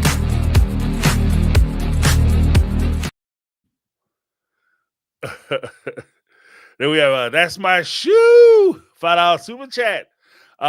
Dunk take tell all. You don't answer, you go under. Yeah, that's that heavy duty tell all. That sad face tell all. Everybody look upset. You know what I mean? That's that. Ooh, ooh. What do you mean? Yeah, and I would tell them beforehand. But could you imagine? Like, obviously, you have to tell them before you do it. But could you imagine? They throw the little temper tantrum. I'm not answering that. Yeah, Suki. I'm gonna have to shut you down. Okay, I'll shut you down. You do all that shit, and then when your check come, and then all of a sudden your check come up shorter than a fifth grader standing in a damn ditch. Ooh, oh, what's this? You missing some zeros. What you mean? And like I say, you charge them back, or you hand them a bill instead of a check. I got a mortgage to pay. This dude got $11,000 mortgage. You know he ain't trying to miss no payments. Can we maybe reschedule the tell all? Should have thought of that, player. Should have thought of that. Yeah, let me give a that's my shoe. That's my shoe. That's an old Eddie Murphy joke. Maybe that might not be where that's my shoe gets it from, but that's what I think of every time I see it. My shoe. Let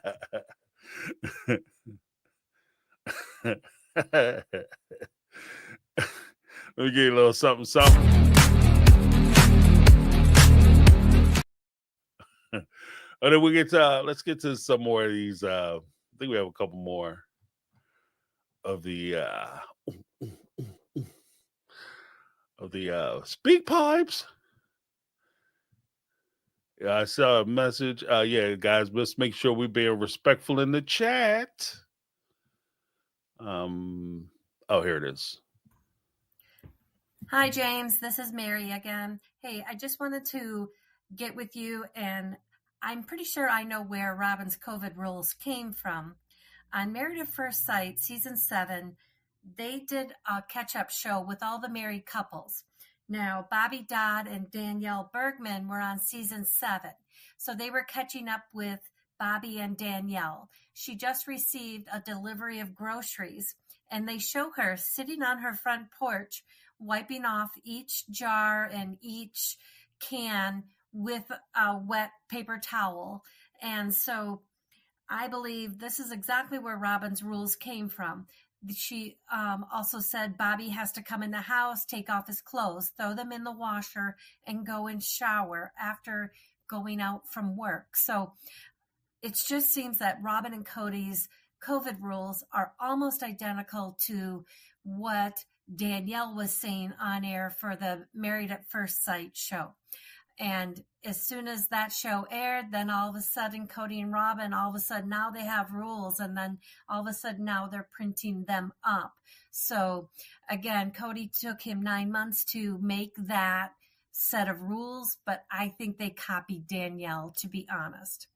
That's all I have. Bye. Okay. I mean, that's a good point. Here's another twist, though. I'm going to add to that because I don't doubt what you're saying at all. I don't doubt what you're saying because it would make sense because, one, it's like that lazy-ass way to go about it. Like you come up with rules that you saw from somebody else. And I'll take it a step further. Just throwing this out there as a possibility. it occurs to me like they made, I suspect, and this is my suspicion, once again, my suspicion, just be watching the show. I suspect that they had already decided that they were going to isolate themselves away from the other members of the family anyway. And COVID just became a very convenient way for them to meet that end. Because again, prior to the COVID stuff starting and really hitting hard and all the shutdowns, lockdowns, and can't go out, everybody's in the house washing down the groceries and shit. What before that all happened, Cody sat on Cowdy Pass and told these women to their face, y'all getting in the way of my dreams and my goals and stuff I'm trying to achieve for myself, my personal goals. And that's what he told them. So it's not, to me, it's not weird or outrageous to think that him and Robyn had already planned on making their separation anyway, separating themselves anyway. COVID just became a convenient thing. And then when you add on that all of a sudden they have a reason to be separated, and then while they're separated, say, oh, we have these rules and you guys aren't following the rules and you got to follow the CDC. And just like he did to Mary, you have to do all these things in order for me to want to come around. And they do these things and he never shows up because originally they were trying to follow the rules, but they just got frustrated because he was coming around originally in the beginning when COVID had first started. He was coming around and he was doing stuff at their houses. Like he wasn't spending a lot of time there, but he would come around. But then when as things started going on, he stopped coming. And then he started blaming, well, you guys aren't really following the rules. And he wasn't spending a whole lot of time there. So they were like, well, why the hell am I staying in the house, isolate myself for the possibility that he might come over for an hour? Why am I denying myself all human contact for a half hour, maybe? And that's where a lot of them started to break away from the rules. That's how I remember it. And when he comes up with a list of rules, all the stuff that he had to do, well, we need to give us a list of rules. I think that the rules, like as pointed out, this is where the rules came from, the show. I think he had to come up with a list of rules and regulations so he could pass them out.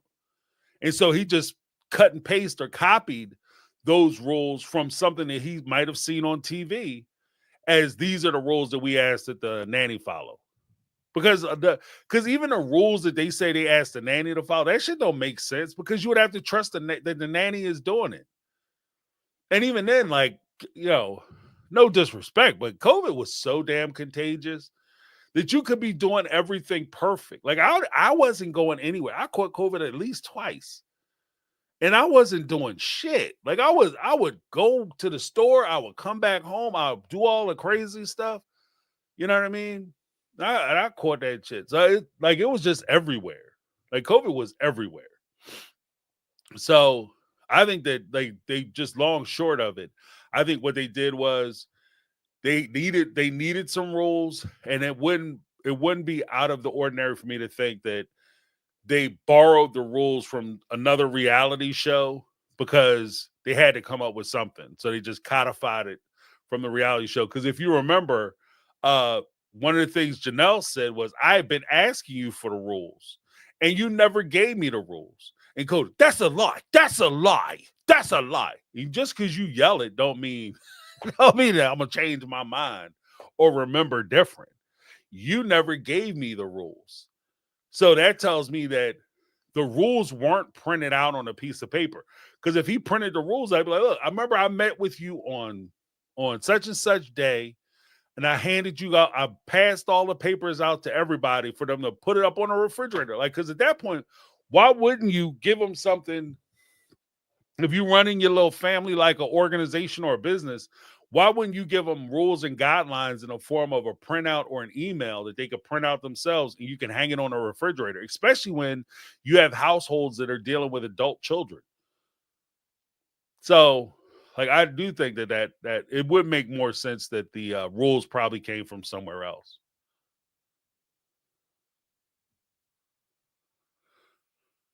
Uh,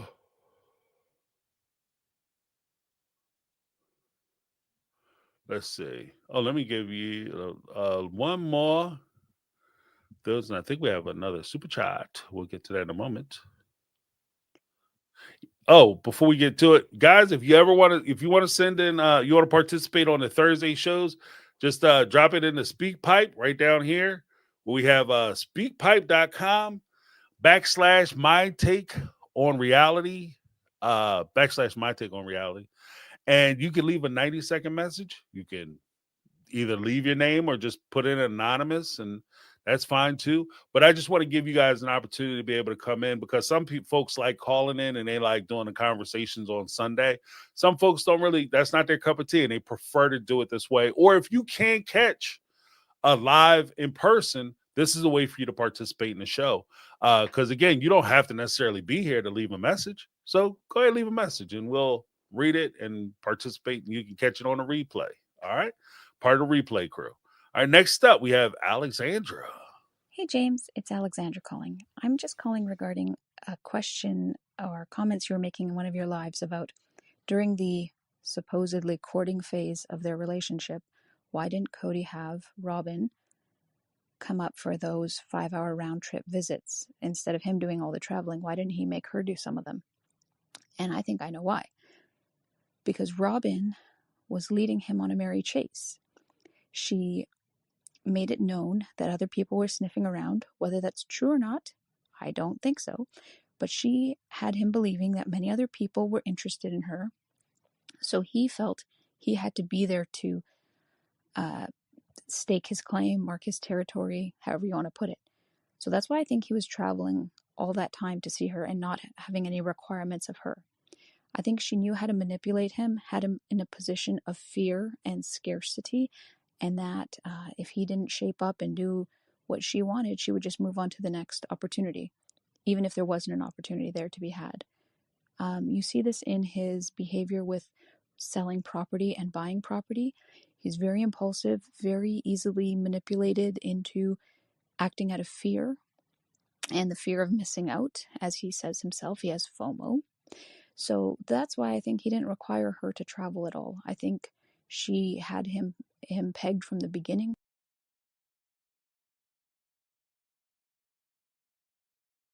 That's a very good point, actually. Very insightful. Alexander PF. Yeah, I would actually, to add to that, because essentially, like, there is power in the pursuit. So having people feel like there is a fear of missing out, there's a fear of the challenge, that secret challenger, and it drives and pushes you to try to capture it, and makes it the victory even more sweet when you feel like you've won or beat somebody else out.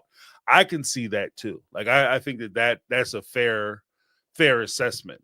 I would even go take it a little further.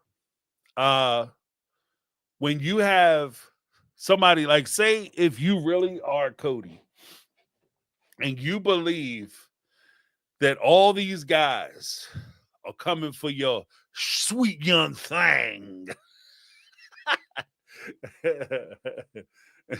your grizzled guts, they coming for your they coming for your old maid, right?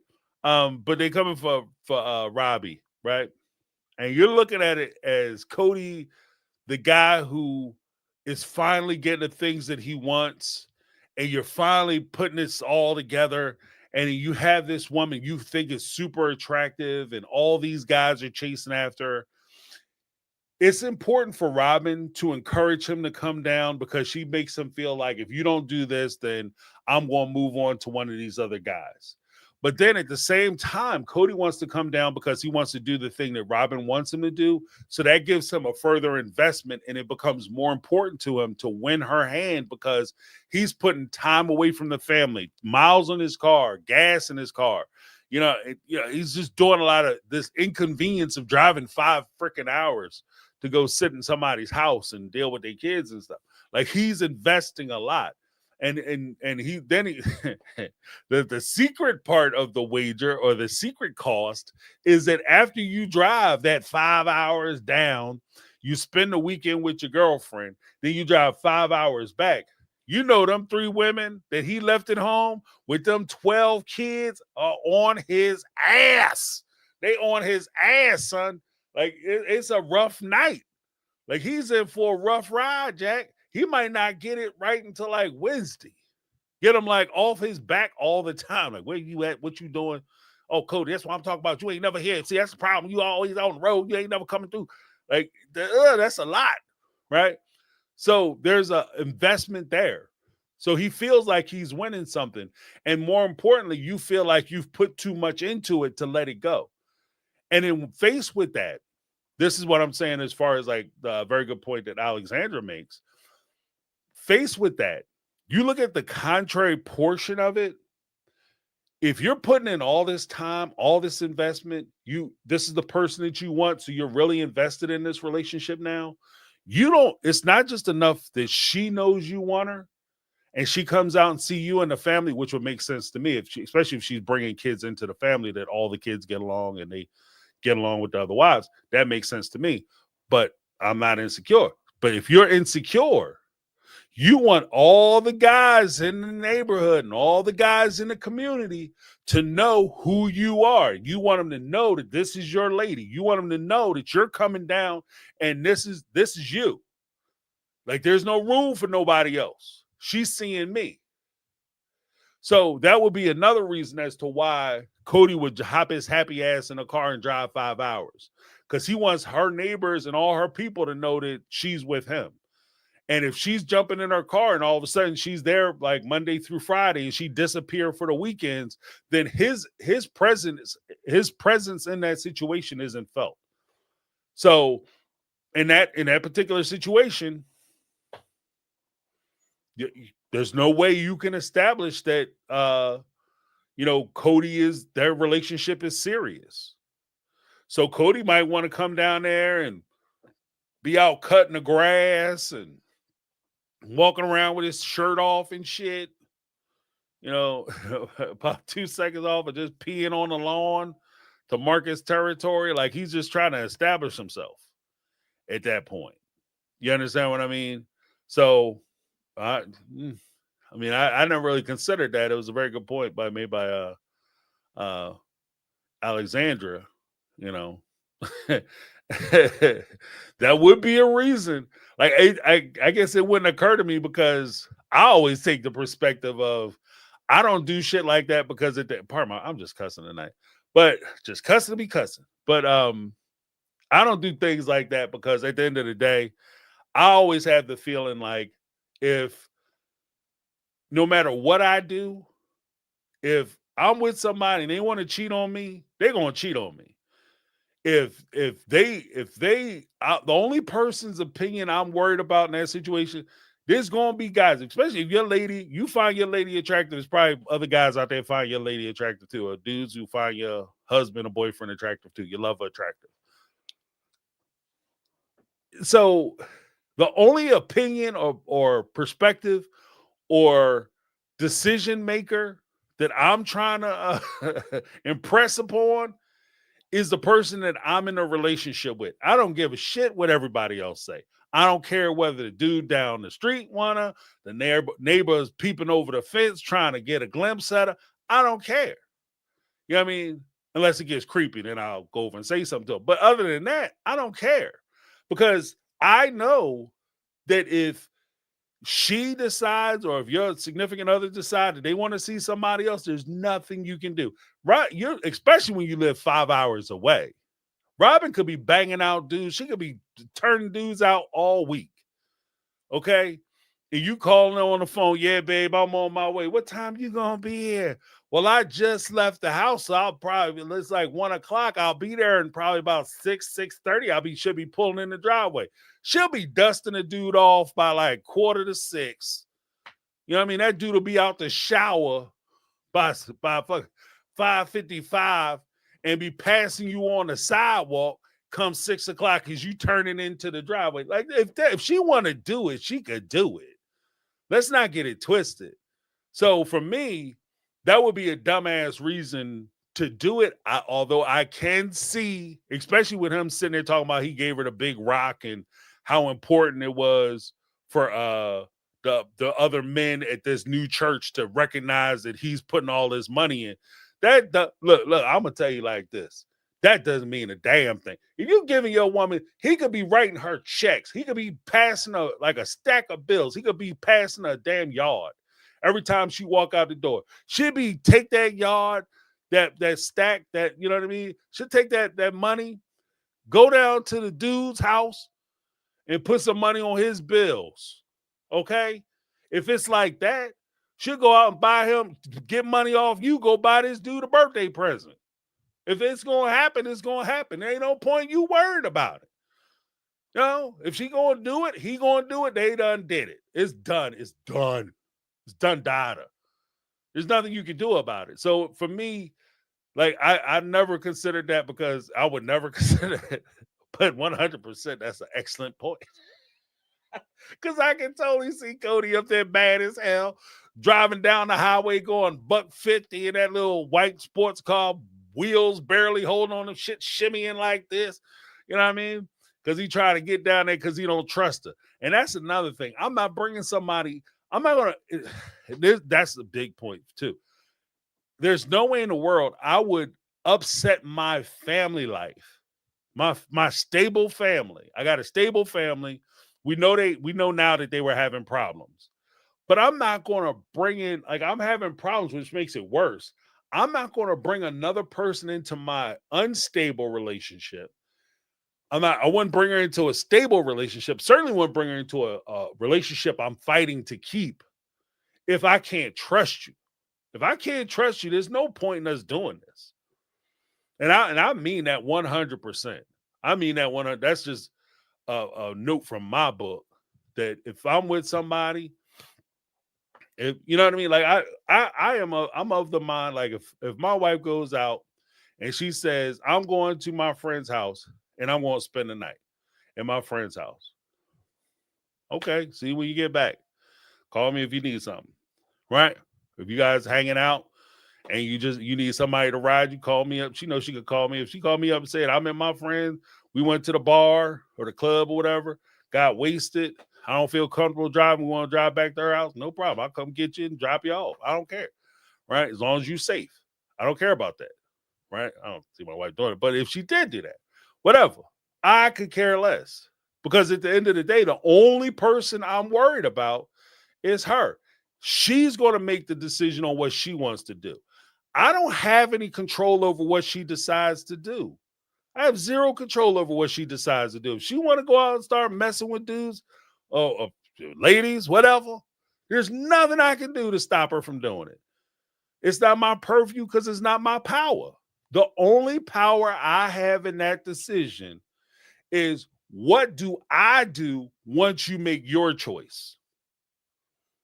And so if I can't trust you, you know what I mean? I don't do the shit. Like I have, my phone doesn't even have a lock on it. Like I don't have the codes and none of that on my phone. I leave my phone around my way. Well, look at my phone. I don't give a shit. She can look at my phone all day. Right?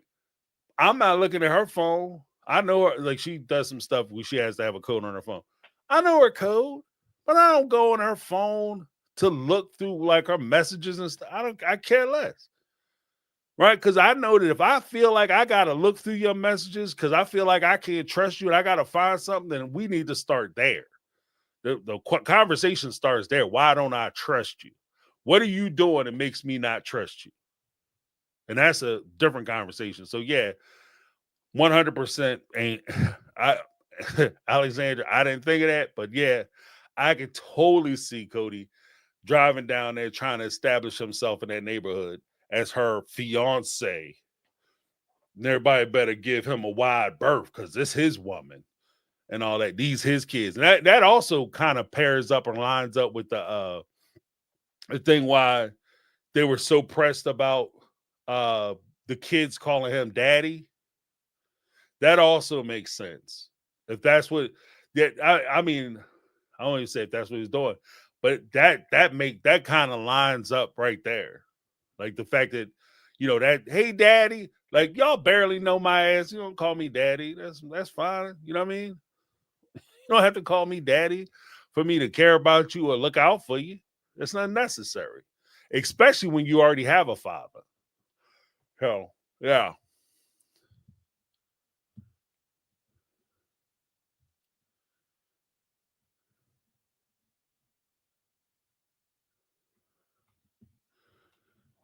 I can't even imagine. Because I just know. Look, and here's another James rule. Yo, I was a younger man once, and I'm telling you that just from my experience, anytime somebody has to make a big production that this is their person and I'm with them, anytime that happens, that to me demonstrates a weakness in your relationship. That's a vulnerability in your relationship. And in fairness, I would I would not I would not I would not do this, but there are certainly people who, when they see that vulnerability in your relationship, you displaying insecurities, asking who you talking to, who this person, what you talking to them for, all that shit, like that displays a level of insecurity. You always trying to make it known that you guys are together and you're present and all that. Oh, this my wife. Hello, wife. What's going on, wifey? Hey, wife. That's my man. Leave my man alone. That's my man. All that stuff. Anybody who is interested in looking, that lets them know that there's a vulnerability. Your relationship is not strong. Your relationship is not strong because you have to keep trying to reinforce. You're telling me that this is your wife, right? You tell, oh yeah, dude, hey wifey, hey, I'm here with Robyn. Robyn's my lady. Hey, see me out cutting my grass, and all of a sudden you want to come over and introduce yourself. Hi, I'm Cody. Yeah, Robyn's my lady. Yeah, I'm here with Robyn. Robyn, yeah, I'm her kid's father. That's what they call me. They call me dad. I've been coming around. How long you? All that conversation, you telling me that Robyn is open for business. If I'm interested in, there's a possibility that Robyn, you think, and that's kind of the weird thing too, because sometimes the person that they worried about isn't trying to do anything, but you are telling me like Cody doing all that allegedly. Like I'm just putting it together based on like a summation. I have no proof that this is what was going on, but if this is what was going on and I saw that, it would tell me not necessarily that she's interested or she's open, but it would tell me that her man thinks she is. Her man thinks she is. You scared? Oh, this my lady. Don't be talking to her. Don't be looking at her. Don't be doing nothing about because that's my lady. You're afraid that she'll leave with me. You're afraid. She might not even, it might even cross her mind, but you're afraid. And because you know her better than I do, that's why I never understood like all that performing and all that bravado stuff. I never got it because you're telling people if I was nervous about something or something happened, you know what I mean? Like if I was out with my wife and something happened and I didn't feel comfortable about it, unless it was something super duper crazy, we could have that conversation in the car. But I'm not gonna stand there and perform in front of some dude. Who the hell? What you doing up in there? Why you talking to him? What you all over here hugged up for? I ain't doing all that. We talking the car. What was going on with that? What was that about? I thought that was disrespectful. If it was something, blah, blah, blah, blah, whatever it is. Right? But I'm not going to sit there and perform in front of some dude because all I'm telling that dude is that I'm nervous about my position. I'm scared. And there are guys out there who that's all they waiting for is for you to come in there and give them that opening. If some dude was sitting around look in Robyn's neighborhood, allegedly, and they thought that she was wide open, and Cody coming by every week trying to stick his chest out, cock on the walk, that stuff, then you let me know that your lady available. That's what you think. You know? So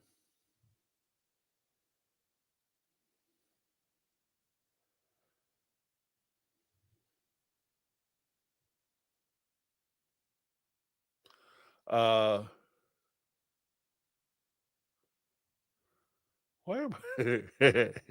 what's this? Uh People need to be exposed. What's this?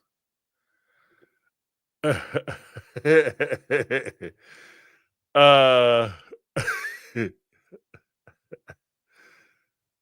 Jessup never signed an NDA. Yeah, no, he didn't.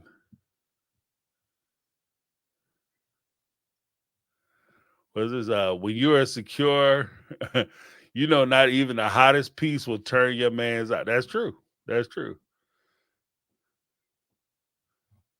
That goes both ways too. Because if you with somebody and you make a big production about that other person, you're presenting that person to you. They might not even thought about it. There's no way I could get that girl, that woman. There's no way. And your wife is like, why are you trying to be all up in her face? You trying to go home with her? Like, you think I could? You think I can? I didn't think I could, but maybe you're right. The little engine that could, you know. And half the time, and just real talk, if we're going to, because we went through the messages and stuff, but just real talk, where I'm at, half the time, people be flipping and tripping and slipping, dipping and all that over this person that, they're, this person you talking to this one and blah, blah, blah, blah. Half the time, more than half the time, most of the time, the person that your person is going to cheat with, you have no idea who that person is. You worried about somebody that's up in their face or smiling their grill. You don't worry about that one. You worry about the one you don't see. That's the one you need to worry about. The one they hiding back. The one they got in the cut. That's the one that you never see that one coming. That's the one they cheating with. The one that they come home like, well, men and women are a little different. Like, there are people who come home and they'll talk about like they friend from work a lot. That person is usually in the glass, like breaking case of emergency. Okay. They could go with that person if things go wrong or south. They're comfortable enough where they could have an affair with that person. That's a possibility. But usually the one that they messing with is the one that they don't talk about. The one that you get to the thing, the Christmas party, office party, and you standing there talking about, hi, I'm Jake. Oh, you're her friend from work. She talks about you all the time. And who are you? Broad chest, broad shouldered, barrel chest, rock jawed, handsome, beautiful man. Oh, I'm Adonis. Me and your wife are very close. Oh, that's funny. She never mentions you. Yeah, that's the one she trying to bang on. You know what I mean? That's the one. That's the one you need to worry about.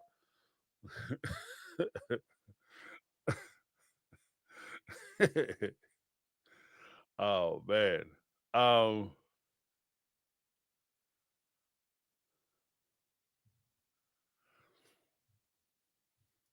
Peach, what's up? Yeah, guys. But yeah, thank you guys so much for sending this stuff in. Let me see.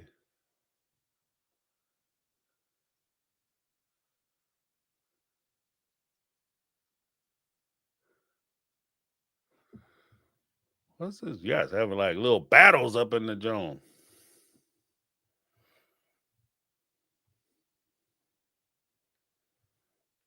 Uh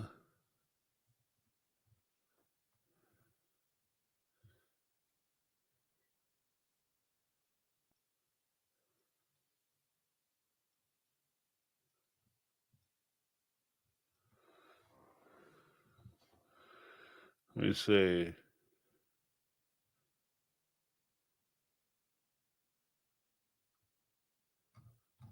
Okay. Here's what it is. Like y'all handling it. So uh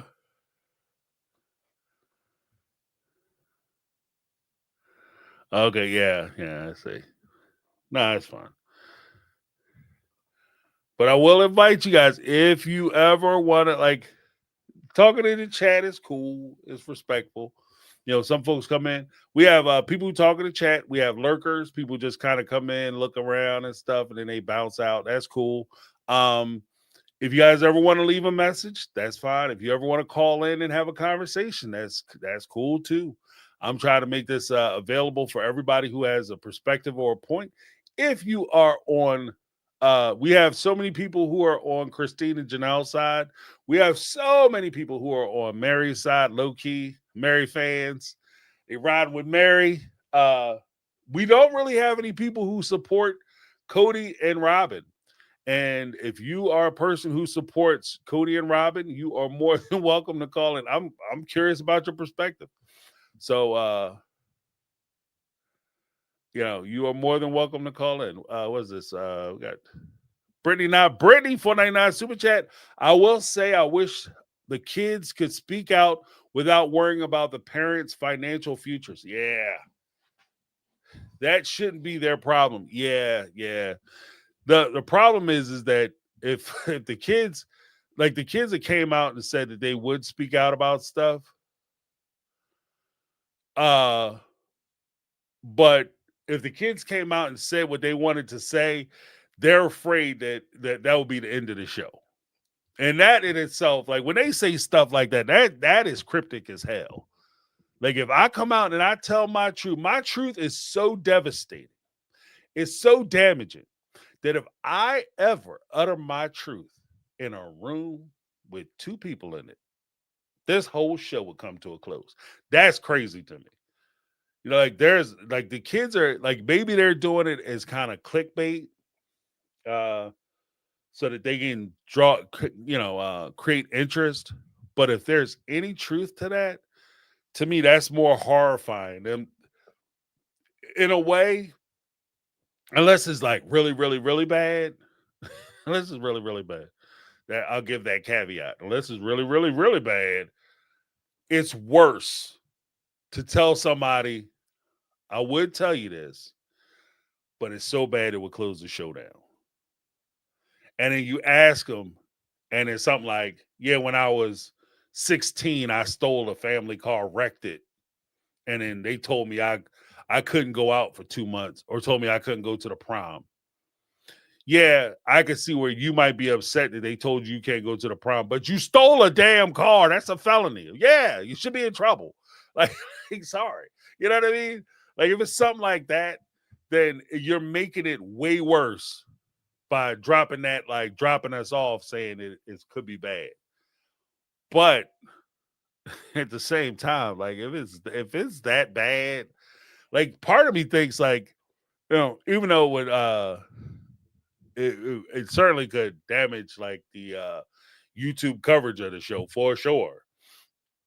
But if it's that bad, I think that, even though it wouldn't be good for my YouTube channel, it's something that we should know about. If it's that bad to where, like, if I told you what happened when I was a kid with these people, then you would have a different perspective of them. Then we need to hear it. I think that's something we should hear.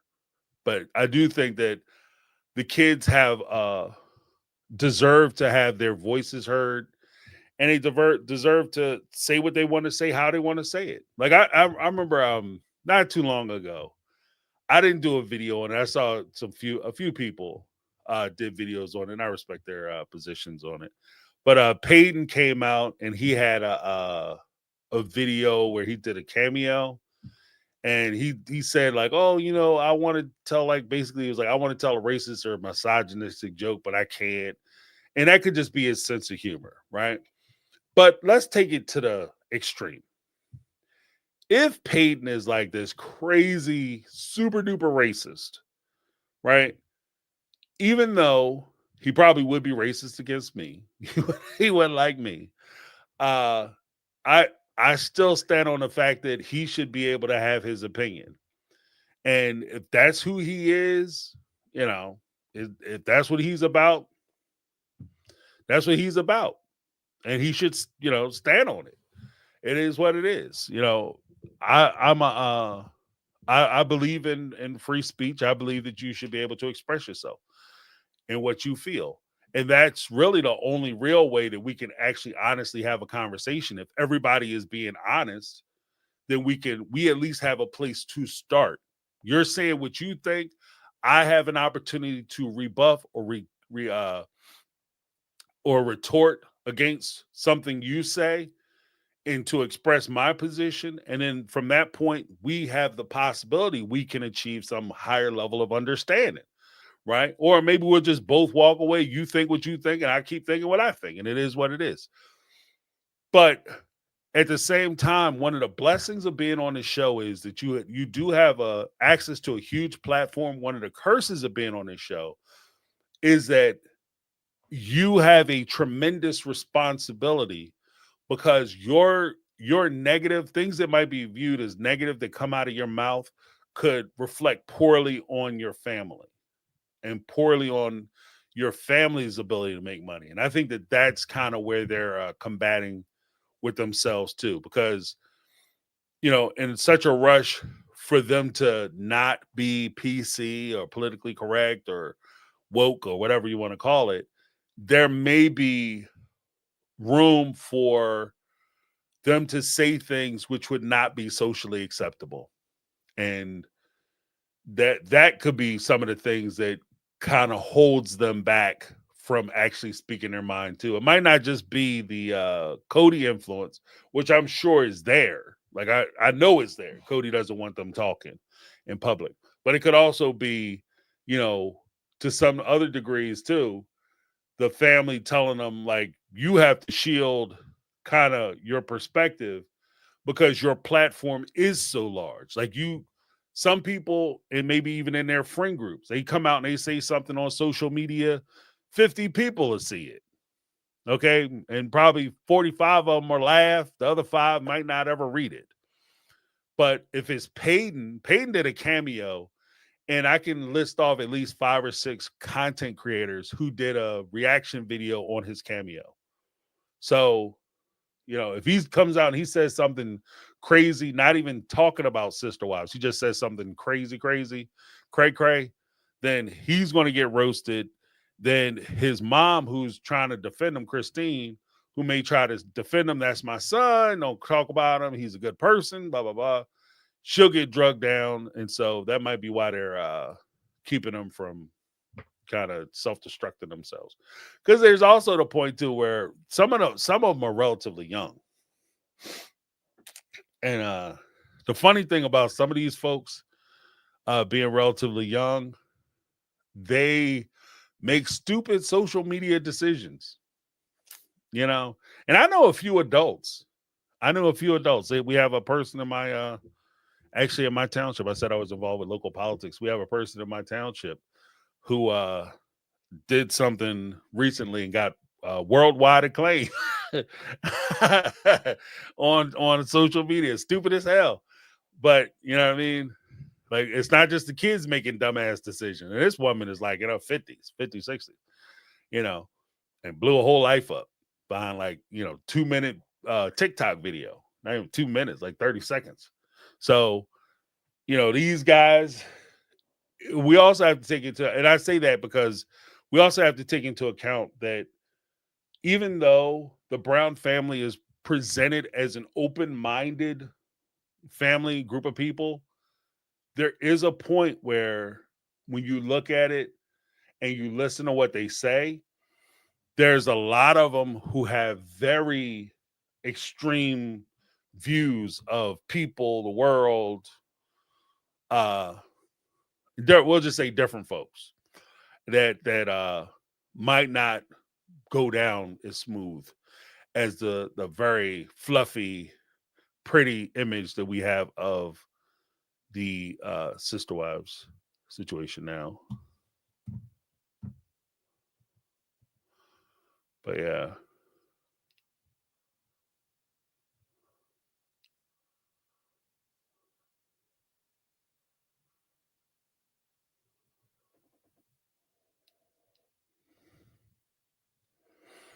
Huh.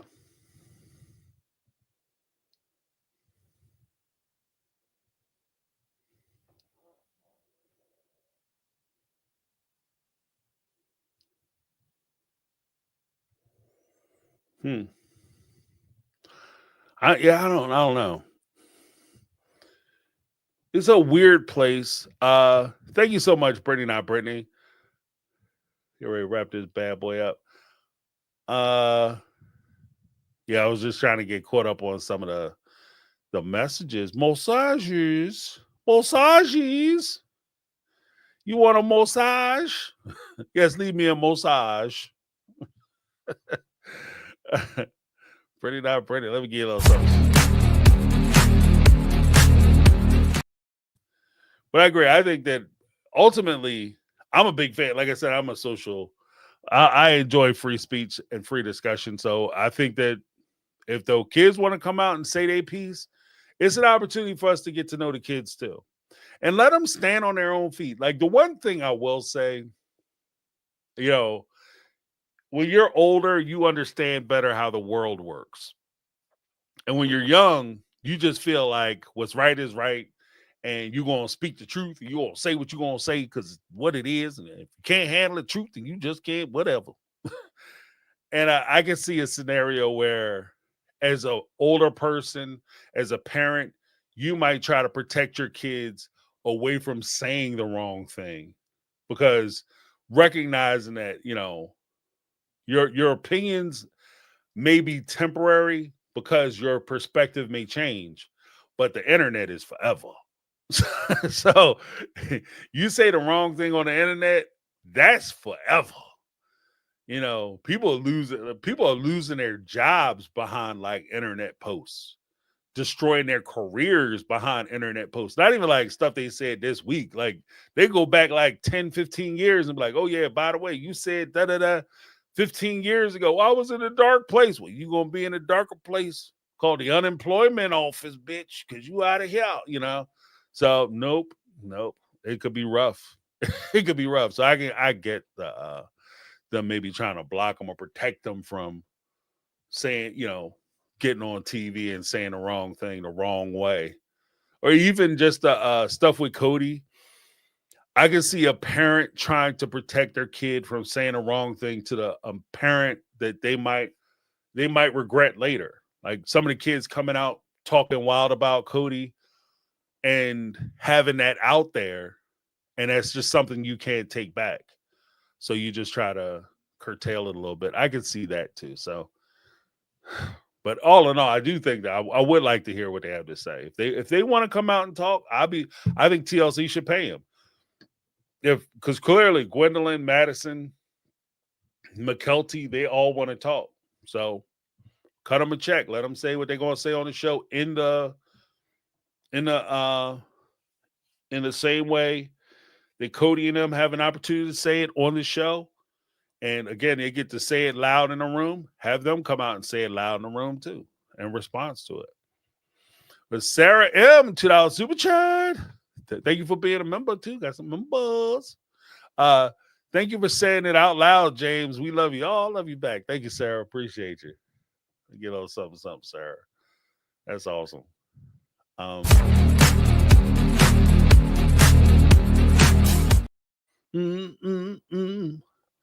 Yeah, but that's my take, guys. I tell you what, keep an eye out for my videos. I noticed that my subscriptions have taken a dip. Just make sure you check to make sure that you're still subscribed to the channel because YouTube will unsubscribe people in blocks. So make sure you're still subscribed to the channel. Make sure you hit that bell for notifications so that you know when I drop new videos, as well as when I potentially could go live. You'll be given those updates. If you want to participate in the memberships, we have the memberships available.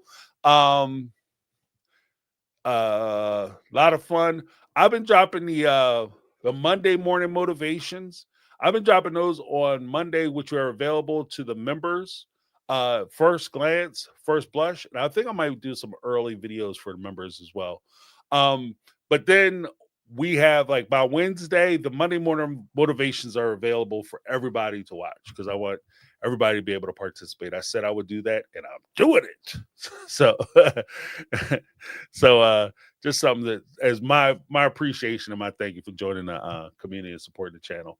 But make sure you like, share, and subscribe to videos, especially if you guys are interested in a 90-day fiance. I've been doing a lot of 90-day stuff, particularly since the last resort dropped. I know next week I have a video that I have to do about 90-day fiance this week, the Jordan and her reaction to one of the people.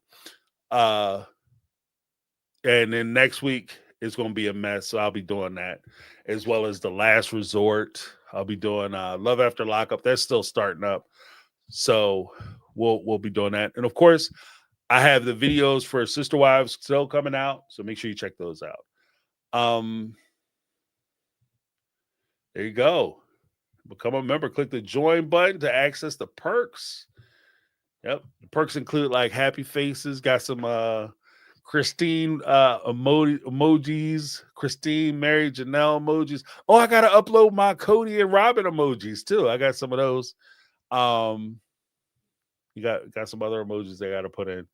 So yeah, we're going to be loading up some more emojis and stuff for everybody to be able to participate in. But yeah, if you guys are interested in doing the Speak Pipe, there's a Speak Pipe information. Ask your questions, leave your thoughts. The link is right there, speakpipe.com/MyTakeOnReality. Thank you guys so much for hanging out. Before I go, Lizzie B. Yeah, I should do season 1. I might do season 1 on a break, but I will be doing Poly Family. That show's going to be a hot damn mess, y'all. Poly Family. That's going to drop on Tuesday after Sister Wives start.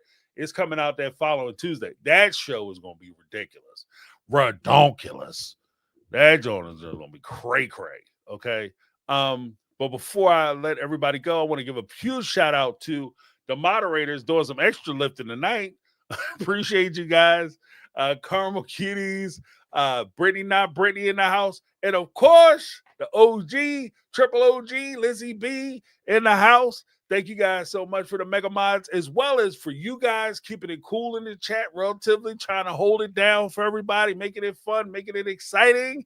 And I appreciate your involvement. Thank you to everybody who called in tonight and left a message. We had Ann, Tanya, Mary, and Alexandra PF. Huge shout out and excellent questions on that front. Let me give you guys a little something, because you guys did a great job with the call-ins. You guys call in, leave your Speak Pipe stuff. I love hearing it, love talking about it, getting your perspective. It's an easy, fun way for you to be able to participate in the Thursday show. Sunday, we have the call-in show, trying to get you guys involved as best we can. Let me give the callers a little something. And of course, I got to give my mega mods in the chat a little something, because I can't leave y'all out. All right. Thank you guys all so much for hanging out with a player. I appreciate you. That's my take. I'm James, and this has been My Take on Reality, and I'm out. I will see you next time. 'Cause I've been living